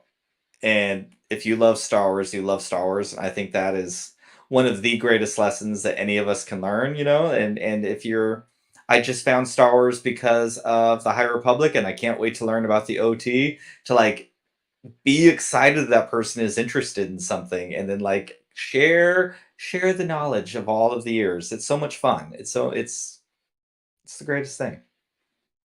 Um, a lot of our audience identify as queer here at Pink Milk. Um, I am asked on a regular basis. I have a DM come my way of kids questioning whether or not they're queer, and they're, understandably nervous to talk to their parents about it. And sometimes our stories when we come out do not always end in the happiest of endings, and that's where found family can come in, especially in the queer community. Found family has so many different layers and so many different levels.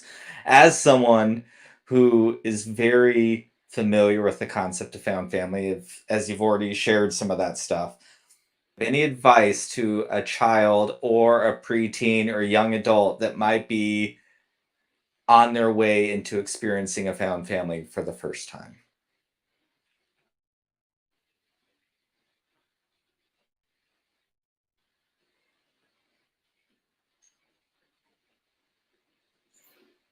So I'd speak to this, yes, as a person who loves found family, but also as a sexual Black queer woman.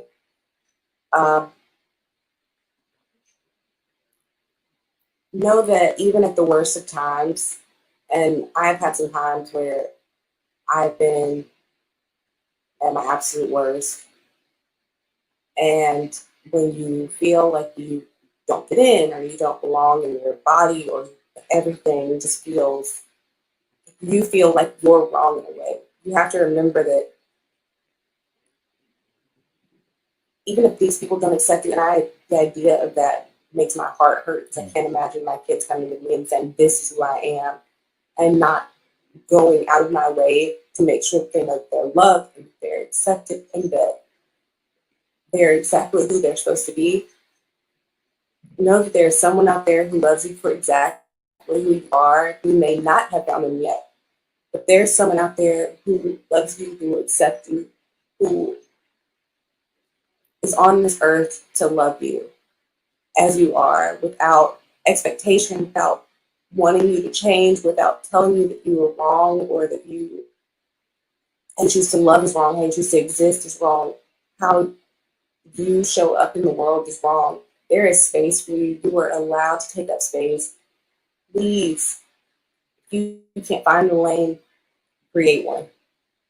But in that lane, you are going to meet people, whether they are friends, whether they're somebody that you roller skate with. And some of those people will be in your life for the rest of it, and they will show up in ways that even family won't. There is someone out there that will just continue to show up as you are, and you will find your people. Perfectly well said. Oh. No. We're making wishes. Also, yeah, thank you. And if you do create your own lane, honestly, strap on some roller skates and just slide down that lane. Make it fabulous. Exactly. Wonderful way to end this beautiful conversation. So, Krystina, as you slap on your roller skates right now, where can people find you rolling? I'm literally looking at my roller skates right now. I have a pair of yellow ones that are hanging up. Oh, so my name is Krystina Arielle. If you don't know me, nice to meet you. It's KrystinAarielle at Krystina Arielle on Instagram, at Krystina Arielle on Twitter. You can find me on the Star Wars The High Republic show every other month on StarWars.com. You can catch back episodes also if you go to StarWars.com/The High Republic. If you blink, you'll miss it, but I have a background cameo in Obi-Wan and Kenobi, so that's fun. And there's also a really great behind-the-scenes featurette on Obi-Wan that is on StarWars.com and Star Wars Instagram. This is like when you should go watch it, because I was really excited, and every time you see me go, I really mean it. That's so great. That's so great. All right.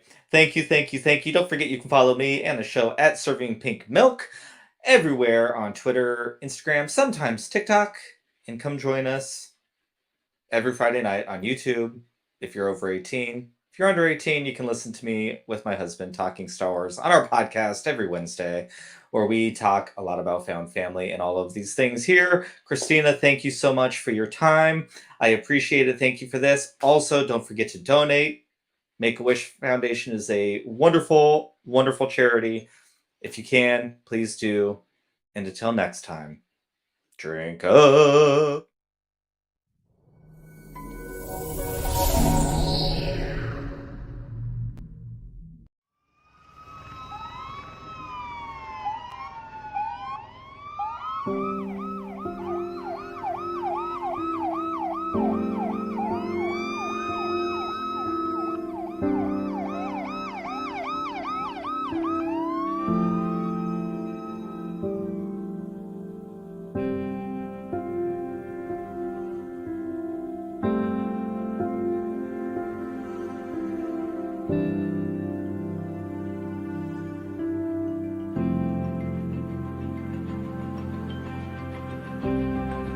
Your wish to have a gaming computer was granted? What do you think?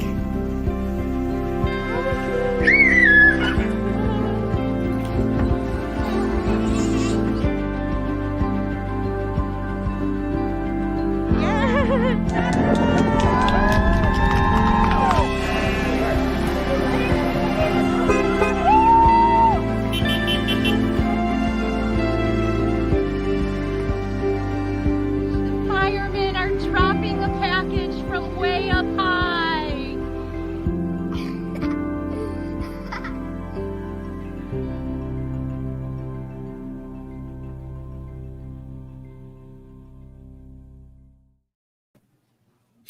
Wow, that was amazing. That. Are you kidding me? Amazing. Look who's with us. Look who's with us. They're blocked by QR codes. Can we see them again? the one and only two people that I trust with my explaining, and that is Alex and Molly. Y'all are doing great. They can't wait for this next segment. We also have a very special guest in here that needs to be acknowledged. That's right. Oh, geez. The Oh, one and Lord. only Jared, the Dark Jedi. Jared, you doing okay? I'm doing great. I'm having a blast. Lots of fun. This is the I'm very much looking forward to this next segment. It's going to be great. Yeah, having lots of It's gonna fun be in the great. green It's gonna room. be We're great. having lots of fun backstage, everybody. It's going to be awesome. Well, if we can, Nick, can you get the giveaway sir. pulled up and we can get some awesome giveaways? Absolutely. Alex and Let's- Molly let's blow provided it back for up like this. Podathon. Yes, absolutely. We've got hang on, where did my Where did slide it go? go? Oh, wait, does Molly have them right there? Yeah, Yeah, Molly she has does. them. All right, That's it. first up, Oh, we my have goodness. this amazing prom night Palpatine statue.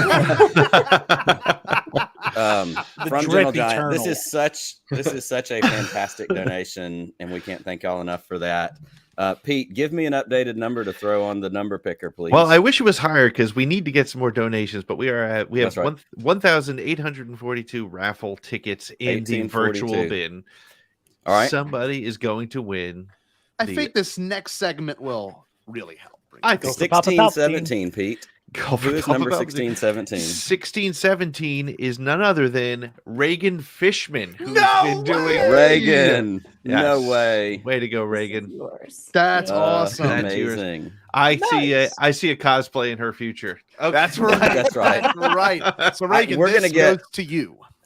We're gonna get prom night poses with her in prom night Palpatine. Look what you have Awesome. made. Well, we have All right. another giveaway, and I do want to say while Molly or Alex is grabbing the other one, they have given us 5 amazing donation or raffles to give away. We're going to do the other 3 tonight with Jordan Hembro. We're so excited about that. There's some amazing prizes. So first of all, thank y'all so much for contributing in this way, as well as doing a show. It's amazing. Of course. So wait, now this is, before we pull this, guys, you're winning. Oh, no, Yeah. you can show it for this Okay. is one like I'm hoping.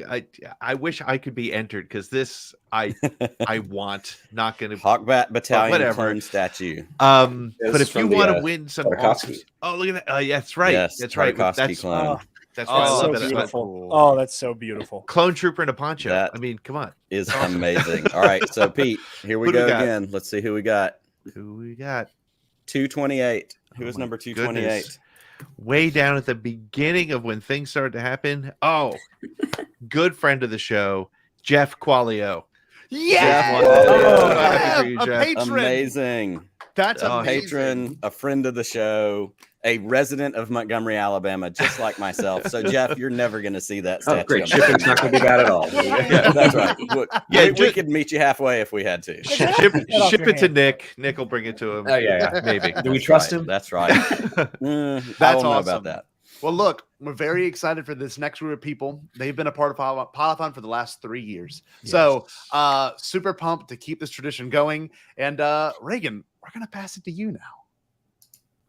Why wouldn't it be important to know? They could ask. They could ask. I don't care if it's legends. I mean, Mace Windu having a naked fight in the shower is not a small detail in the legend of Star Wars. You just don't get me. Hi, welcome back. By now, I think it's safe to say that we are well underway. And I've got my emotional support Akbar, and he's got his emotional support puppy. So we're having a good time on this Podathon Saturday. We're going to switch things up in just a few minutes with our friends, Molly and Alex Damon, who are probably better known to you as Star Wars Explained, at Star Wars Explained on Twitter. They're pretty well known to everyone because they're pretty well known, period. They are who you think of when you think of pretty minute Star Wars details, like Mace Windu having a naked shower fight, which is a question they could totally ask in a trivia contest. Coming up next.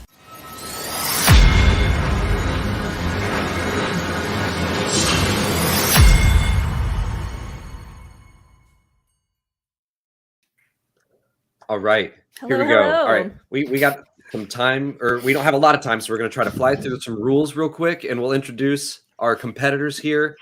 There's a lot of drama in this room right now because three of these people are Schmodown competitors. Marie Wilson also, and Zach Burkett, DragonCon trivia champions. Marie recently shamed Gold Leader in the top right corner at DragonCon this past year.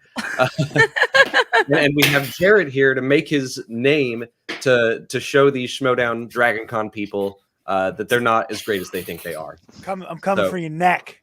This is the trivia version of Kendrick's Control Verse. That's what's happening right now. So, a bunch of friends, like, you know, we love Star Wars trivia, but today we're just going to take a seat in the back. We're going to host. We're going to try to punish all of our friends. We're here to have fun and punish you guys with our trivia.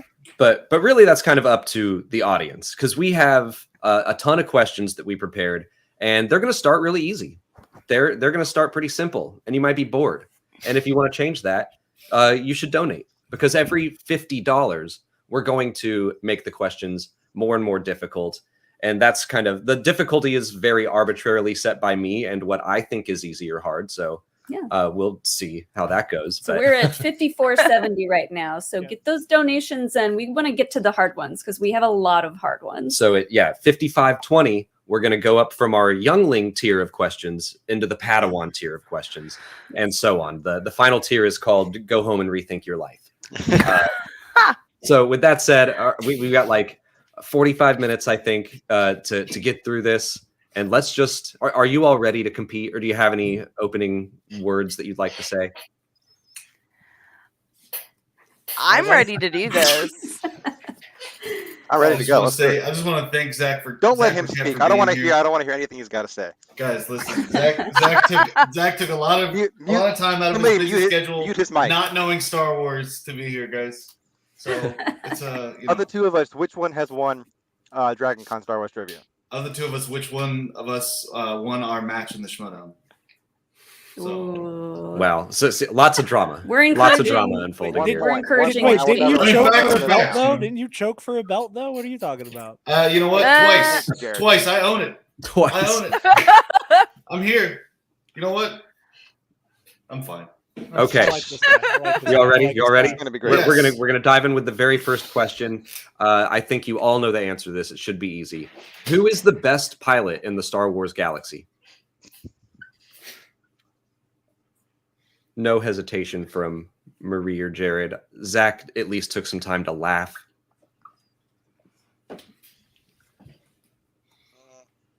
And I think Just put your boards up if you're ready to go with your answers. And reveal. Biggs Darklighter. Okay, yeah. I was curious to see who was willing to set their pride aside, and we have Jared and Marie on the board with the correct answer. Gold leader. I mean, I appreciate your loyalty, and I guess Zach too, but that was incorrect. So I hope you feel bad for missing the easiest question. I had to swallow my pride and not say CEC Tim. You know what? That's fine. It's fine. The piano player always puts his own $5 in the tip jar first. Yeah. Exactly. Question number 2. What planet is the home world of the Wookiees? And we do need correct spelling on this. Yes. What's a planet that you would want to go on vacation? Don't say this one, obviously. I think Scarif is the easy answer. That's Pre Death Star. Pre-Death Star. Oh, Zach's just going for it. That's fine. Reveal. Reveal. Kazook. Three Ys? Everybody 3 Ys? Okay. I think everyone gets a point there. Kazook. You sure it's not Kashyyyk with a Z? Go later. It's Kazook. Zeshik. Question number 3. Like Zorro 2. What species is Grand Admiral Thrawn? I'm excited for live action Thrawn. He's coming, right? Yeah, so I hear. Yeah. The Twitter thirst is going to be a lot to take in when that happens. Oh, yeah. I'm ready for Is everybody ready? Yeah. Okay, reveal. Getting chissy with it. Great job, go. everyone. All Yeah, right. I knew this is too easy. This is too easy. Way too This easy. is- Guys, use that QR Mess. code down Uh-huh. in the corner. Use that QR code. Get your donations in. We need Donate. harder Mhm. questions. Donate. Yes, now. I'm bored. I'm bored We're- asking these. I wrote these, and I'm like, If we're bored, we know the viewers are bored. exactly. Question number 4. What ship serves as the home base for Hera and her crew in Star Wars Rebels? I'm excited for our Rebels rewatch. Me too. We're almost done with the Clone Wars, and then we're gonna get back into Rebels. Hera's coming in live action as well. Yeah, I'm excited for that. Gold leader taking the longest to answer this one. It's true. You can reveal. Okay, he's on the exchange. He doesn't remember It's a how hard to word to spell. Oh, Ghost. didn't you say Oh. planet? I sure didn't. I thought you said planet. I said ship. Listening skills are important. Listen, roll the tape, y'all. Roll the tape back. Gucci can't save you. No, this is Gucci why can't we save listen. you. Question number 5. What blaster rifle is wielded by stormtroopers? Gold Evan. leader writing his answer in full view of the camera. And reveal. From Fortnite, it's the E11. Oh yeah, I got this one wrong. Oh. Yay. Oh, All right, Zach and Jared and Gold leader. I had to down think about goes it for a Wilson. second. I almost wrote E3 too. In Revenge of the Sith, what Sith legend does Palpatine tell Anakin? We're looking for the full title.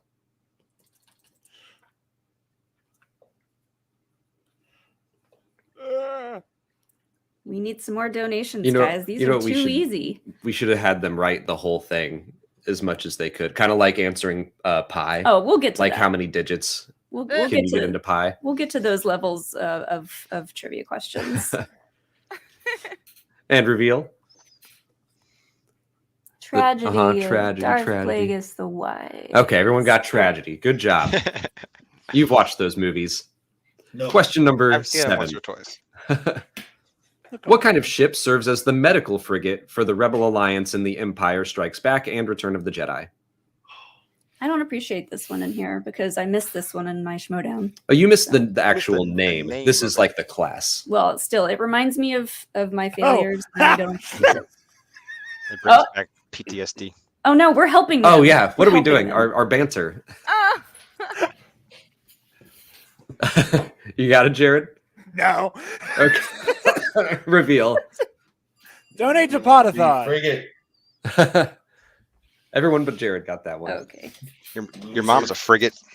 Oh, my. my gosh, dude. Here we go. I was talking to Gold later. Well, I know exactly what you're talking about. Question number 8. What kind of stormtroopers are often seen working alongside Imperial Inquisitors?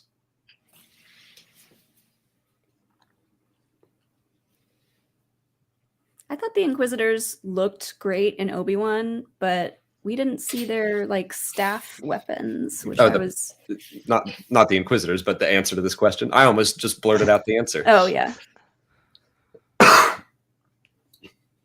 And reveal. Purge troopers. Oh, we're Purge looking for purge troopers. Purge Yes. troopers. Another black armored stormtrooper. I like Purgil troopers in the chat. Jack Purvis troopers. Of course, that was Boop. Thank you, Boop.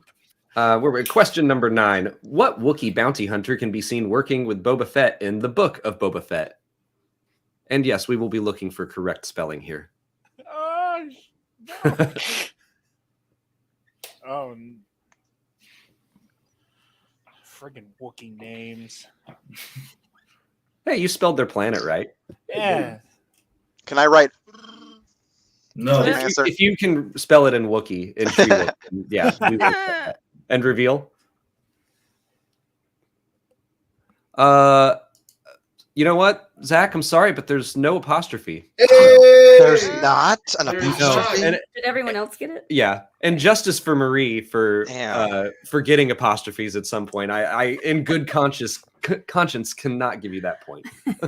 I went full Timothy Zahn on that one. Senko. And an apostrophe, but it's not where you think. That's where you think. Question number 10. Who serves as the Marshal of Mos Pelgo? Now known as Freetown, right? Mm-hmm. Hope says the hot Wookiee. Everybody ready? Mm-hmm. Reveal. Daddy. There you go. Yeah.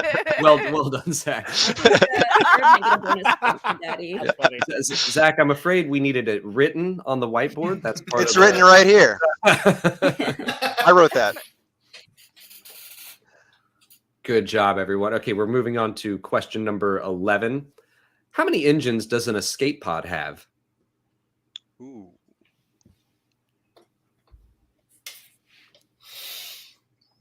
Oh shoot! It's one. It's oh gosh. I like that faraway look in Marie's eyes.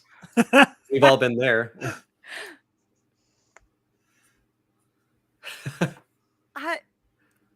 I'm just gonna go with what I got. I don't think this is right. Trust your instincts. It's the other thing. And reveal. 4. Oh, it's 4. Dang it! Don't you all remember that iconic shot? Yes. Kids? A New Hope? Come on, it's the first one. See, that shows our age because you said A New Hope, and I was just full like, time to abandon ship. No, it's that. Oh, we have reached the next level. Oh no. We are moving on. About time. All right, these are Dear going to get Lord. harder now. So, buckle up.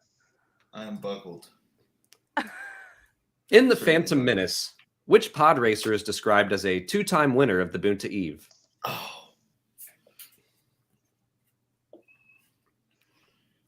Don't think this is right. We should have just had them name all the pod racers. Yeah, that. Hey, Oh, no. there's still That time. would have been easier. There's still time. Are we up to more difficult ones? That's the new threshold. Okay, gotcha. Yeah. Yes, get some more Yeah. donations in there. Every $50 jump, we get harder questions. We're gonna punish them more. That faraway look that we're seeing them all get, it's gonna be that, but constantly. But crying too. Okay, reveal your answers. Bull's Roar is correct. We got Gold Leader and Zach both got it. I'm a huge fan of Bull's Roar. In The Last Jedi, who plays the Master Codebreaker? Got that red plum bloom. Oh shoot! Plum bloom. Plum bloom. Plum Bloom. Plum Bloom. Plum bloom. Red. Plum Yeah, Bloom. which one is Plum Bloom? Plum Bloom. Yeah. What is a? Your mom's a plum. Jesus. Oh my god. Okay, if we could keep Come it on. civil, at least a little civil here. No, No one talks about Angie that way. Yeah, I'm not gonna pull it. Okay. Reveal. Please keep the answers out of the chat, guys. We don't want these guys getting. Pete Fletzer is incorrect. It's Justin Thoreau. I like just Julian though. Very like Madonna kind of. Just Julian. Next question. In A New Hope, what time does Han say that they will arrive at Alderaan? Oh, good Gold God. Leader writing it instantly. That's probably on his Schmodown doc as well. Mm-hmm. There's a really funny Star Wars minute anecdote about this one. I always confuse this one with the one that he says in Jedi on Endor. Mm-hmm. That's why I asked this. Oh, now look at what you've done. Thank you for Oh no! Oh, Come on, Zach. I probably Look just at what helped him you've and done. screwed myself. Or he swapped it to the wrong answer. We'll see. That's Reveal? also true. I might have. Is it 0200? He's in. I said 300. It is 0200. Yeah, Oh, I shouldn't have said anything. I hate It's you. 0200. Who got that? No. Gold Leader and Marie. Star Wars Minute said they always thought that, or Alex Robinson said, I always thought he said, we should be able to run about, 200 hours. We'll take 200, yeah. Give or take. Yeah, give We'll or be there take when we get there. 200 In Return of the Jedi, what is the name of the Ewok that dies tragically? Aww. I love that. Like, it feels good to get that reaction out of someone. This is in my notes. I know it is. When you hit them with something that they know. It's in there somewhere. Hey, you guys mind if I pull up my Quizlet document real quick? Please don't do that. We'll get Just disqualified. gotta watch the movie real quick. Oh, yeah. They don't even say Not that- yeah, Ewok that's in the not- movie. I don't think that's gonna very much help. Fluffykins the third. It's a good in the guess. Chat. Yeah. Yeah. Okay, everyone Wilfred reveal. Snibble Snabble of the Gribble Pibble. Rip. R.I.P. Rumpa. Pop. It's not Poplu, thank God. Nanta. The answer was Nanta. Nanta. I do like Rumpa. That was a good I Ewok just name. made that up. Yeah. This is the first question I think everyone has missed. Yeah. We're into. Maybe I made him too hard, and this isn't even. No, this is fine. The top tier. Is this level 2 still? Uh-huh. This is still level 2 questions, guys. Get those We're not even donations halfway done there. so Yeah. that we can Yeah. ask them the really hard questions. This is nothing. We want to get to the point where they're just mad. We're going to be panting at the end I'm of already this. It's starting gonna to be get a like, little mad. Subscribing from Star Wars Explained as we speak. What words are capitalized in the crawl for Revenge of the Sith?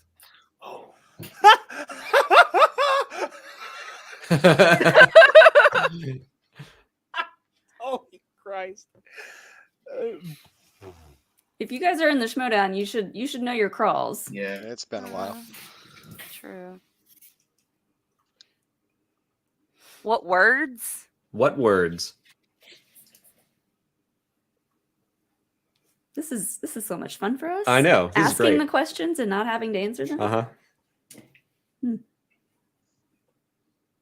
Let me know when you guys Shot want in a the score update.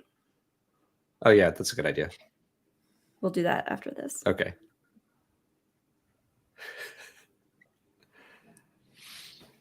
Evan's writing the whole crawl. yeah, I think I got this. Okay. I can be wrong. I think we're waiting on Marie. Okay, everyone reveal. got Let's at see, least- we at got least one of them. War, Galactic Senate, General Grievous, General Grievous, Republic. Everyone missed this one. Nothing is written in all caps. Oh, all caps. Come on. Okay. Tricky. Come on. My goodness. We are at $29 until the questions get harder. We just need a few more donations to get to the next level. Also, reminder that every $5 donation, correct me if I'm wrong, Scotty or Pete, every $5 gosh. donation gets you entered into the raffle.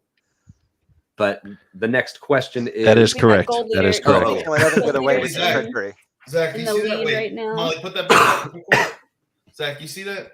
We can't let Evan get away with this That's what trickery. winners do, Zach. That's what winners do. Nah, That's what a nah. winner Is Evan in the lead? He's getting away. No, I don't like that. I don't like that. Yeah, we I need like to that jump. just fine. Okay. I'm high with you, Jared. How old is Obi-Wan Kenobi in The Phantom Menace? Old enough. Marie, confidently. I have no idea. Okay, reveal. 23. Marie 24, nailed it. 25? 25 years old. 25 years young. That's old to be a Padawan, isn't it? In Return of the Jedi, what is I am. Jabba's security droid's designation? Marker. I will be looking for correct punctuation. Oh. Hey, Katie. Ow! Old enough to know Jared is going to lose again. See, if your fiance wasn't a coward, he'd be playing me right now. Ooh. Oh, thank you, Rick. Oh, hey, Rick. We're just $29 away from the harder tier, right? We gotta get up to these hard questions because we know. Yeah, I wrote so many hard questions. Everybody ready? Okay, reveal. I just drew him. 88. Oh, Marie. Oh, you're killing me. Marie has them written, but in the wrong order. Oh, yes. It's TTAL. TTAL/Y7. It's the Tattletale. Yep. Gosh darn it. I was like, his name is like a joke or something. Like, I was like, that's all I remember. As most Star Wars names are. Elon, What class of Imperial tank can be seen patrolling the streets of Jeddah in Rogue One? Oh my god.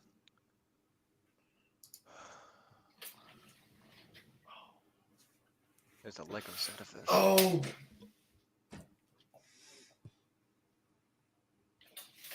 we need some more of those donations, guys. The harder questions. Oh. They're begging to be asked.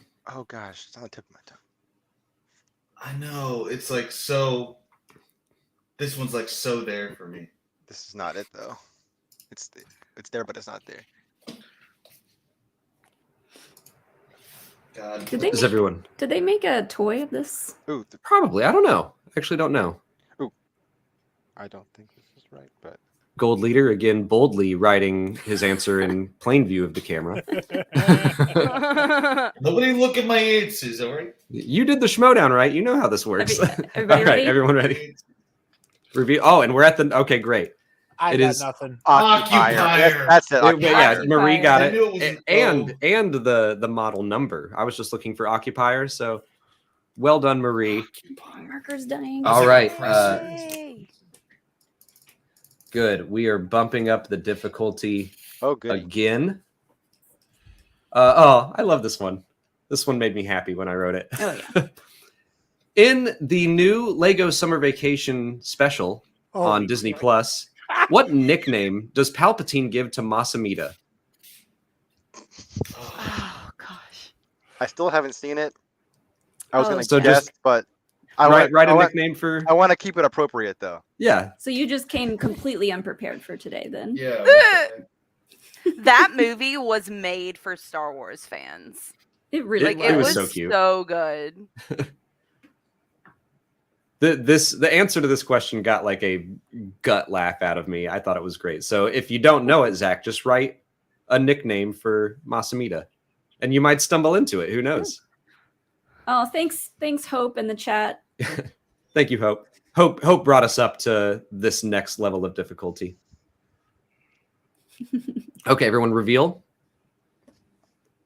Blue Man Group, Horny, Softy, and so I threw the.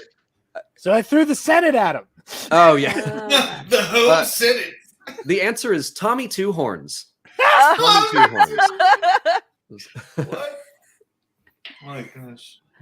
This next question brought to you from your good friend Eli, Jared. You were saying that he throws out some hard questions, and I liked this one. He sent us a few. What is the name of the sand trooper in A New Hope that says, "Look, sir, droids"? Oh, I know his Legends name. I don't know if it's changed in the new canon. Eli, I'm gonna fist fight you. thank God. Oh, I think we got another. Oh, we got another new level. bump Oh, up. wow. Yep. Keep them gumming.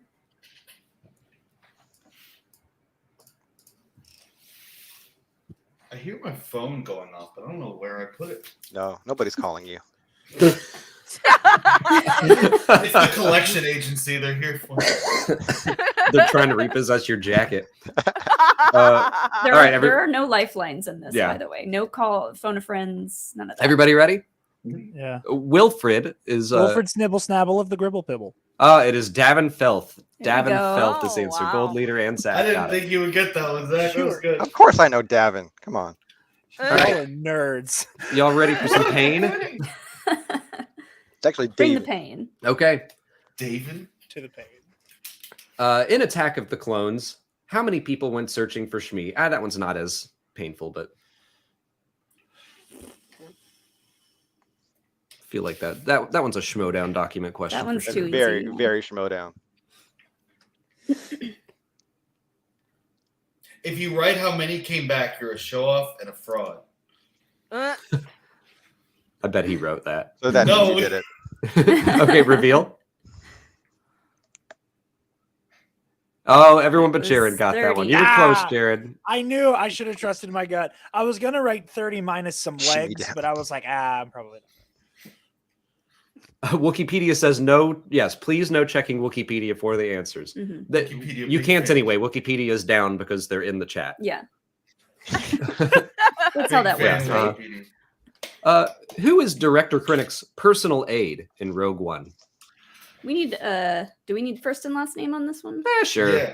First and last name. Do it. Yes, because Gold Leader seems to know it. Extra This point person- if you get their rank. Oh, I was gonna say Oh. if Gold Leader was the only one that knew it, I was gonna count spelling as well. We'll see. Yeah. Yeah, gold leaders. Well, I'll find a way to not give him the point. Gold leader's in the lead, so we need to If take I him write the down a wrong notch. rank, am I wrong? Yes. Like, so wait. So So you need his rank, first and Wait. last name. Wait. I don't know. Wait. So we said first and last name, extra point if you get the rank. Can I miss Yes. the rank and still get the other one right? Yes. What? Answer at your own risk. We'll figure it out. It's fine. If I Reveal only your get answer. the rank. Josh Tarot. Dunstig Tarot is correct. And it's oh well, Gold Leader lost the point because he went for the rank and was wrong. What? He's a captain. Marie Marie is gets a correct. point. That is Iris. correct. Gold Leader come gets nothing. on. Come on. No, he deserves that. Y'all know his ship is called the Pterodon? Yeah, it is. It's a pun. Hilarious. Hate it. No, I'm going to take away a point for that. Yeah. For Take knowing away something. 5 points for Yeah. it. I don't give it. I don't care. No, I am taking away a point for that. Oh no. We asked the questions here. Yeah. I don't know what you're trying to do right now.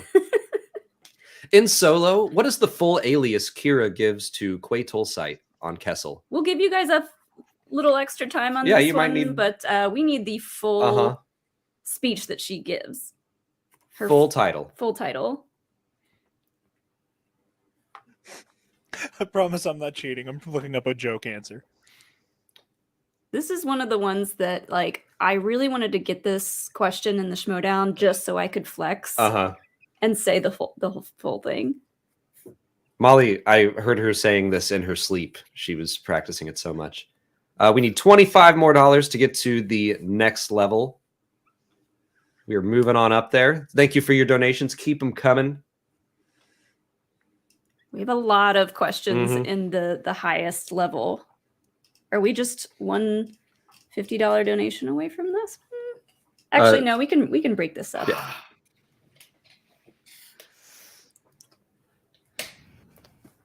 Zach looks like he's still writing, which is okay. This is a long one. No, I don't have it. I'm just Oh, good. I'm just cobbling words together. Okay, then reveal.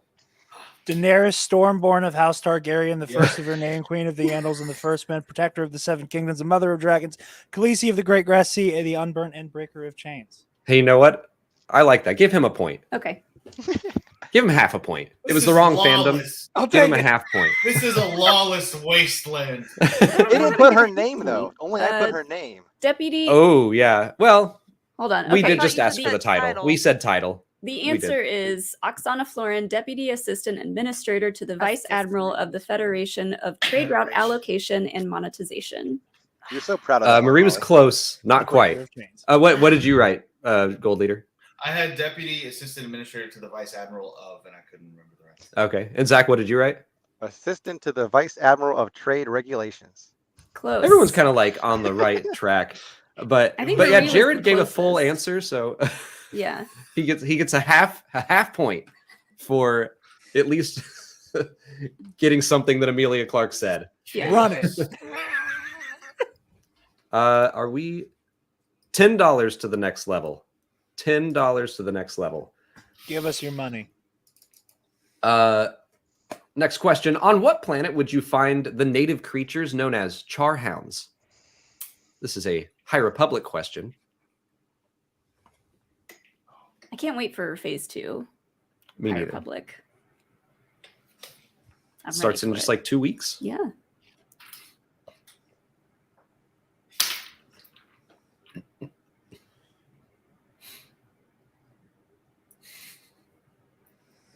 Marie looking like she's just going through the filing cabinet of her mind, trying to find the correct drawer. Do you want to give a bonus point for our favorite Charhound's name? Sure. So if you know the name of the Charhound in the books, that'll get you a bonus. Yeah. But if you write it and you're wrong, you keep nothing.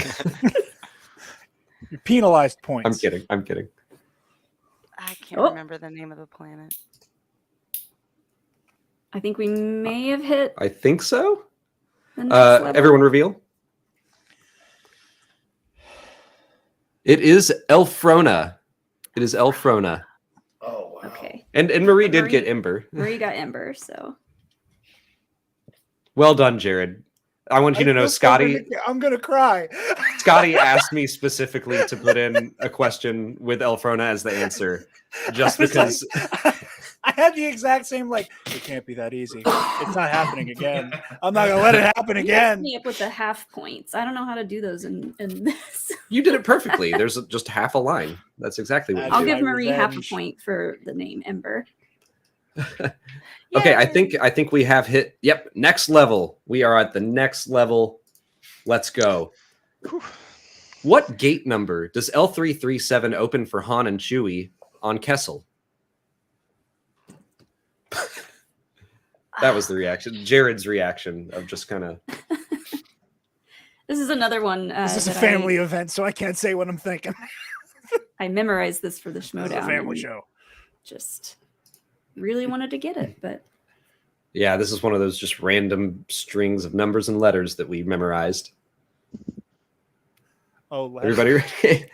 Everybody as ready as you will be? Okay, Algebra. reveal. I went with the safe 1138. Well done, Gold Leader. Well done. I'm impressed. I begrudgingly, Subtitles, baby. I Subtitles, begrudgingly yeah. give you that point. it's X371K. That does ring a vague bell. In the Empire Strikes Back, what is the only stated distance to the power generator? A lot of these are going to be number Oh. questions. Yeah. Because those are the ones Somewhere, that we were obsessed with. Veer's watch just woke up.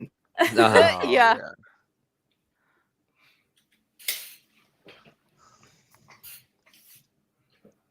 Right now, I think Gold Leader is still in the lead. Let's go. He just earned that point back that I took away from him earlier. So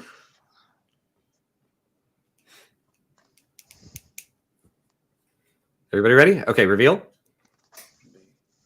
Put 30 clicks. I had no idea. Oh, I don't like that he wrote decimal, but he is right. yeah. Let's Yes, go. 17.28. He says 17.28. My God. Just say 17.28. Why I didn't you know. say it? Oh. I'm with you. Yeah, why did you say it like that, Gold Leader? You 'Cause literally, why did you say it? Hey, I'm just the messenger, all right? Oh, we're up to 6,022. Wow. Oh, and we have a 10-minute warning before this is over, so we're gonna start going a little faster. I'm gonna give you a count from now on. Okay. Pressure's on. How many delegations can the Senate chamber hold? Category? Just Star Wars, general Okay. Star Wars. How many of those little pods are in The there? Imperial Senate, that's the category. Or Republic Senate. All right, 5, 4, 3. Hold on. 2. Hold on. We have made 2 milestone markers within the last, I guess, 1 minute. Like 2 minutes. 1 minute. Here we go.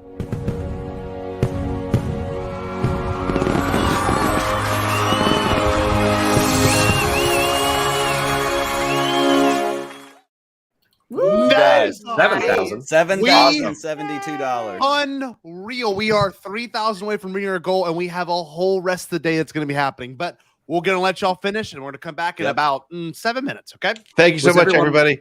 Thank you. Was everyone watching Gold Leader while that little video played? Because he may have pulled up. I just want to know, who were those guys? Were they? Those are your new managers. Reveal. The answer is 1,024. Marie got the closest. Give Marie a point. Yeah, Price is Right rules. Give Marie a point. That's fair. Like for a galactic governing body, that's a small number. Next up, I'm so glad we got to this question. What is the second word in the second paragraph of the crawl for The Empire Strikes Back? There's someone here today that should know the answer to this. Second word of second paragraph?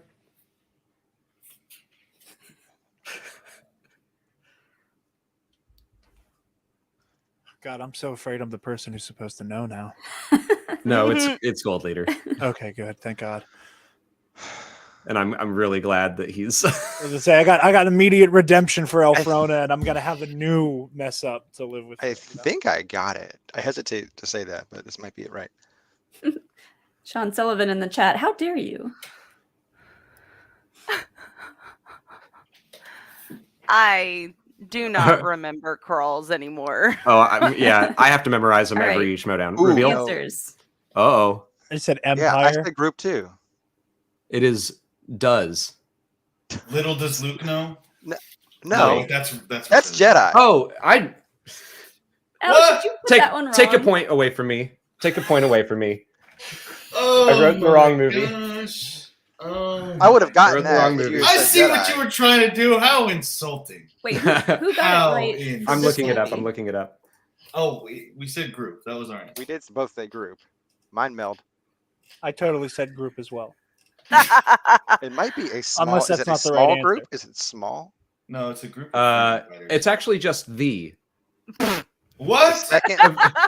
That's what I said. Is that what you said? No, I said it. Okay. Evading the I'm lying. dreaded Imperial Star. Oh. All right, take a point away from me. All right. This is what we get for writing these on the plane Uh-huh. home. What you get for trying to insult me with your questions? Ooh, this one's fun. Name as many members of the 9 Chiss ruling families that you can. Whoever gets the most. Whoever gets the most gets a point. The point. So 9 names. There are 9 of them. But if you just get one and you're the only one that gets any, then there you go. You got yourself a point. Got about 4 minutes left here. This question goes out to our Lego stream viewers because they asked me this for like 6 weeks straight until I knew it.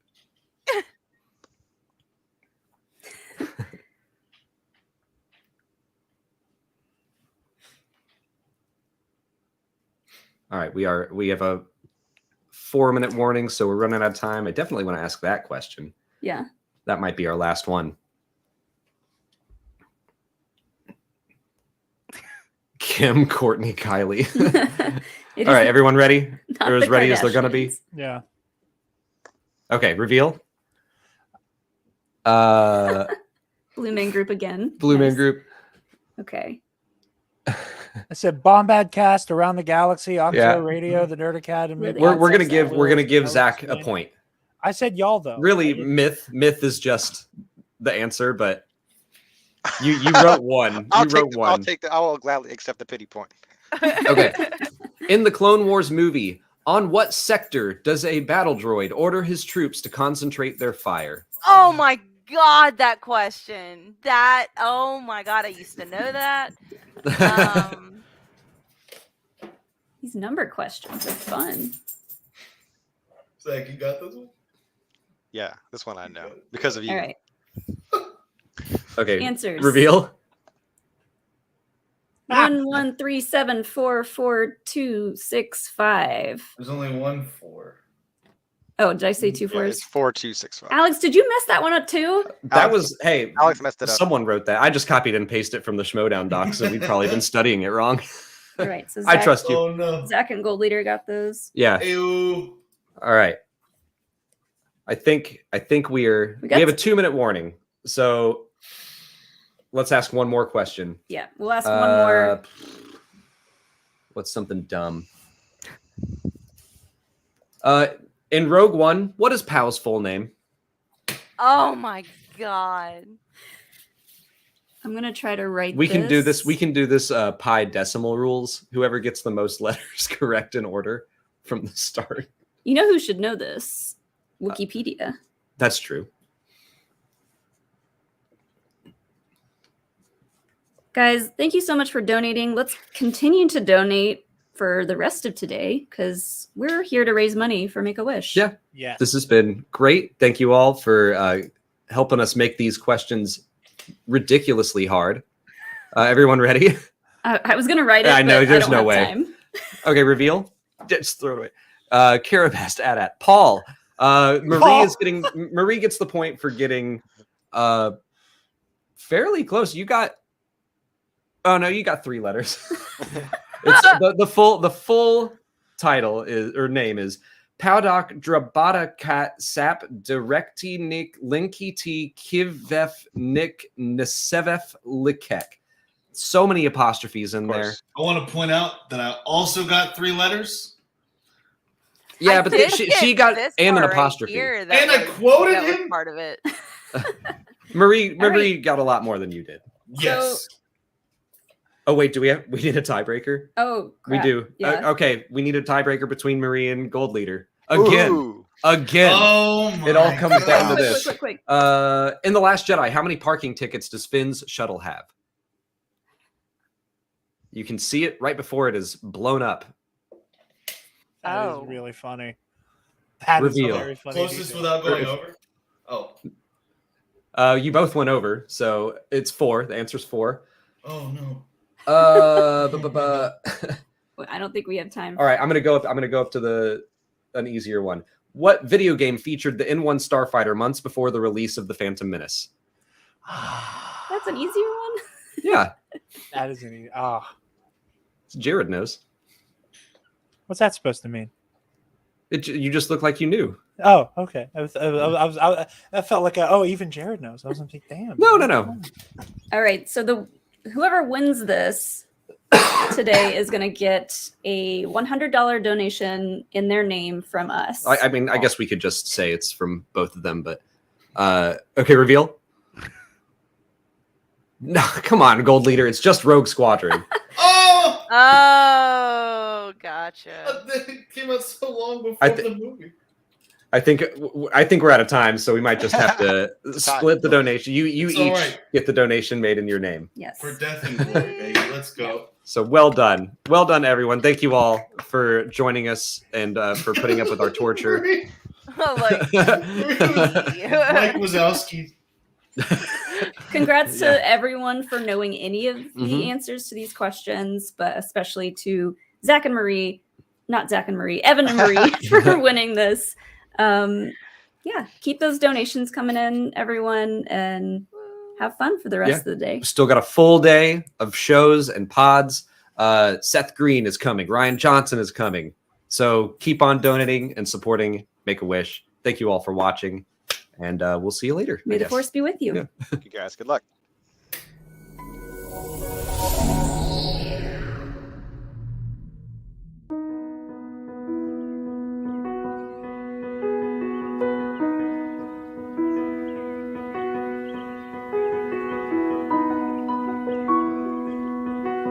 On my hard days, I usually don't think about it. I just try to get to the next day and hope that the next day will be better. My legs don't work like other people's, so I have to be in a wheelchair. I take the needed medicine for everything that's going on in my body.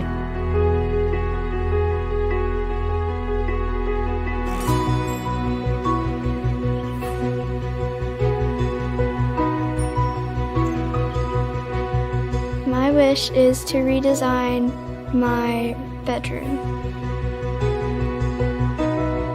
My wish is to remodel my backyard.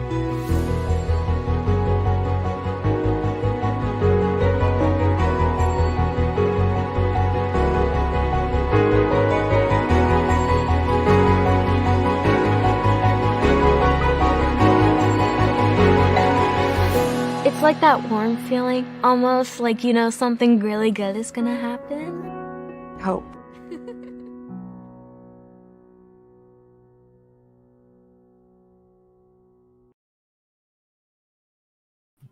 That was exhilarating. Number one. It was That was a nuts. blast. It was so good. That was amazing. I wouldn't have gotten any of those right. No, hell no. God, no. Not at all. So, obviously, we need to give a huge shout out. Okay. So, yes, this, and it's very important from this point on, we are continuing the stream right now into the next link. Okay. So, Yes. if you are watching Bombadcast feed, it should automatically transition, if I'm not mistaken. But if you are watching it on ATGs, it should actually make you, you should actually join the next stream. So that's very important. Before y'all do that, Pete's rolling some other stuff right now on there. We had an extremely generous donation from E. and Convery, who was featured last year with Becca Benjamin and Pete Fletcher at the very end of last Podathon. And that is the wife of Dave Filoni. And she went out of her way and donated $1,000. So that was unbelievably kind. It's what pushed us into the 7,000 range. And we still have a whole day of programming to go. We got about 8 more hours. So just keep that in mind. We got Ryan Johnson, Seth Green, the cast of Andor. We've got Phil Sozak. We got Jordan Hember. I mean, we got Shelby Young. I'm not kidding when I say this. The rest of this is still just as insane. But up next, we have Kristen Baber. So what you need to do right now is you can leave this stream and join the next one. That's the only way you'll keep up with Podathon for the day. And again, another special shout out to Alex and Molly for them coordinating one of the best trivia matches. It felt like Hot Ones. That's what I said. It just felt like I was watching Hot Ones, but with trivia questions. It was brilliant. So right here, it's in the chat. Please jump to the next one. The Bombadcast stream should be able to directly go to the next stream, if I'm not mistaken. But please, it's time for you to go. Jump into that other stream, and we will see you very soon. Anything else we need to bring up? That's right. I think that's it. Keep donating. Keep donating. Let me hit the button real quick. I believe we are still $7,098. Yep. We're almost at 71% of our goal, and we're just at the halfway point for this day with so much amazing stuff coming up. Live interviews are going to start getting into high gear. That's right. Ryan Johnson, Seth Green, Andor cast. There's so many fun things coming up. Much more giveaways. So jump over to that other stream, ATG or Bombad, either one. Meet us over there. Yep. We're going to close this one out, and we're going to see you guys on the other side. Thank you so much, and we're going to see you in just a half a second. Stay Bombad.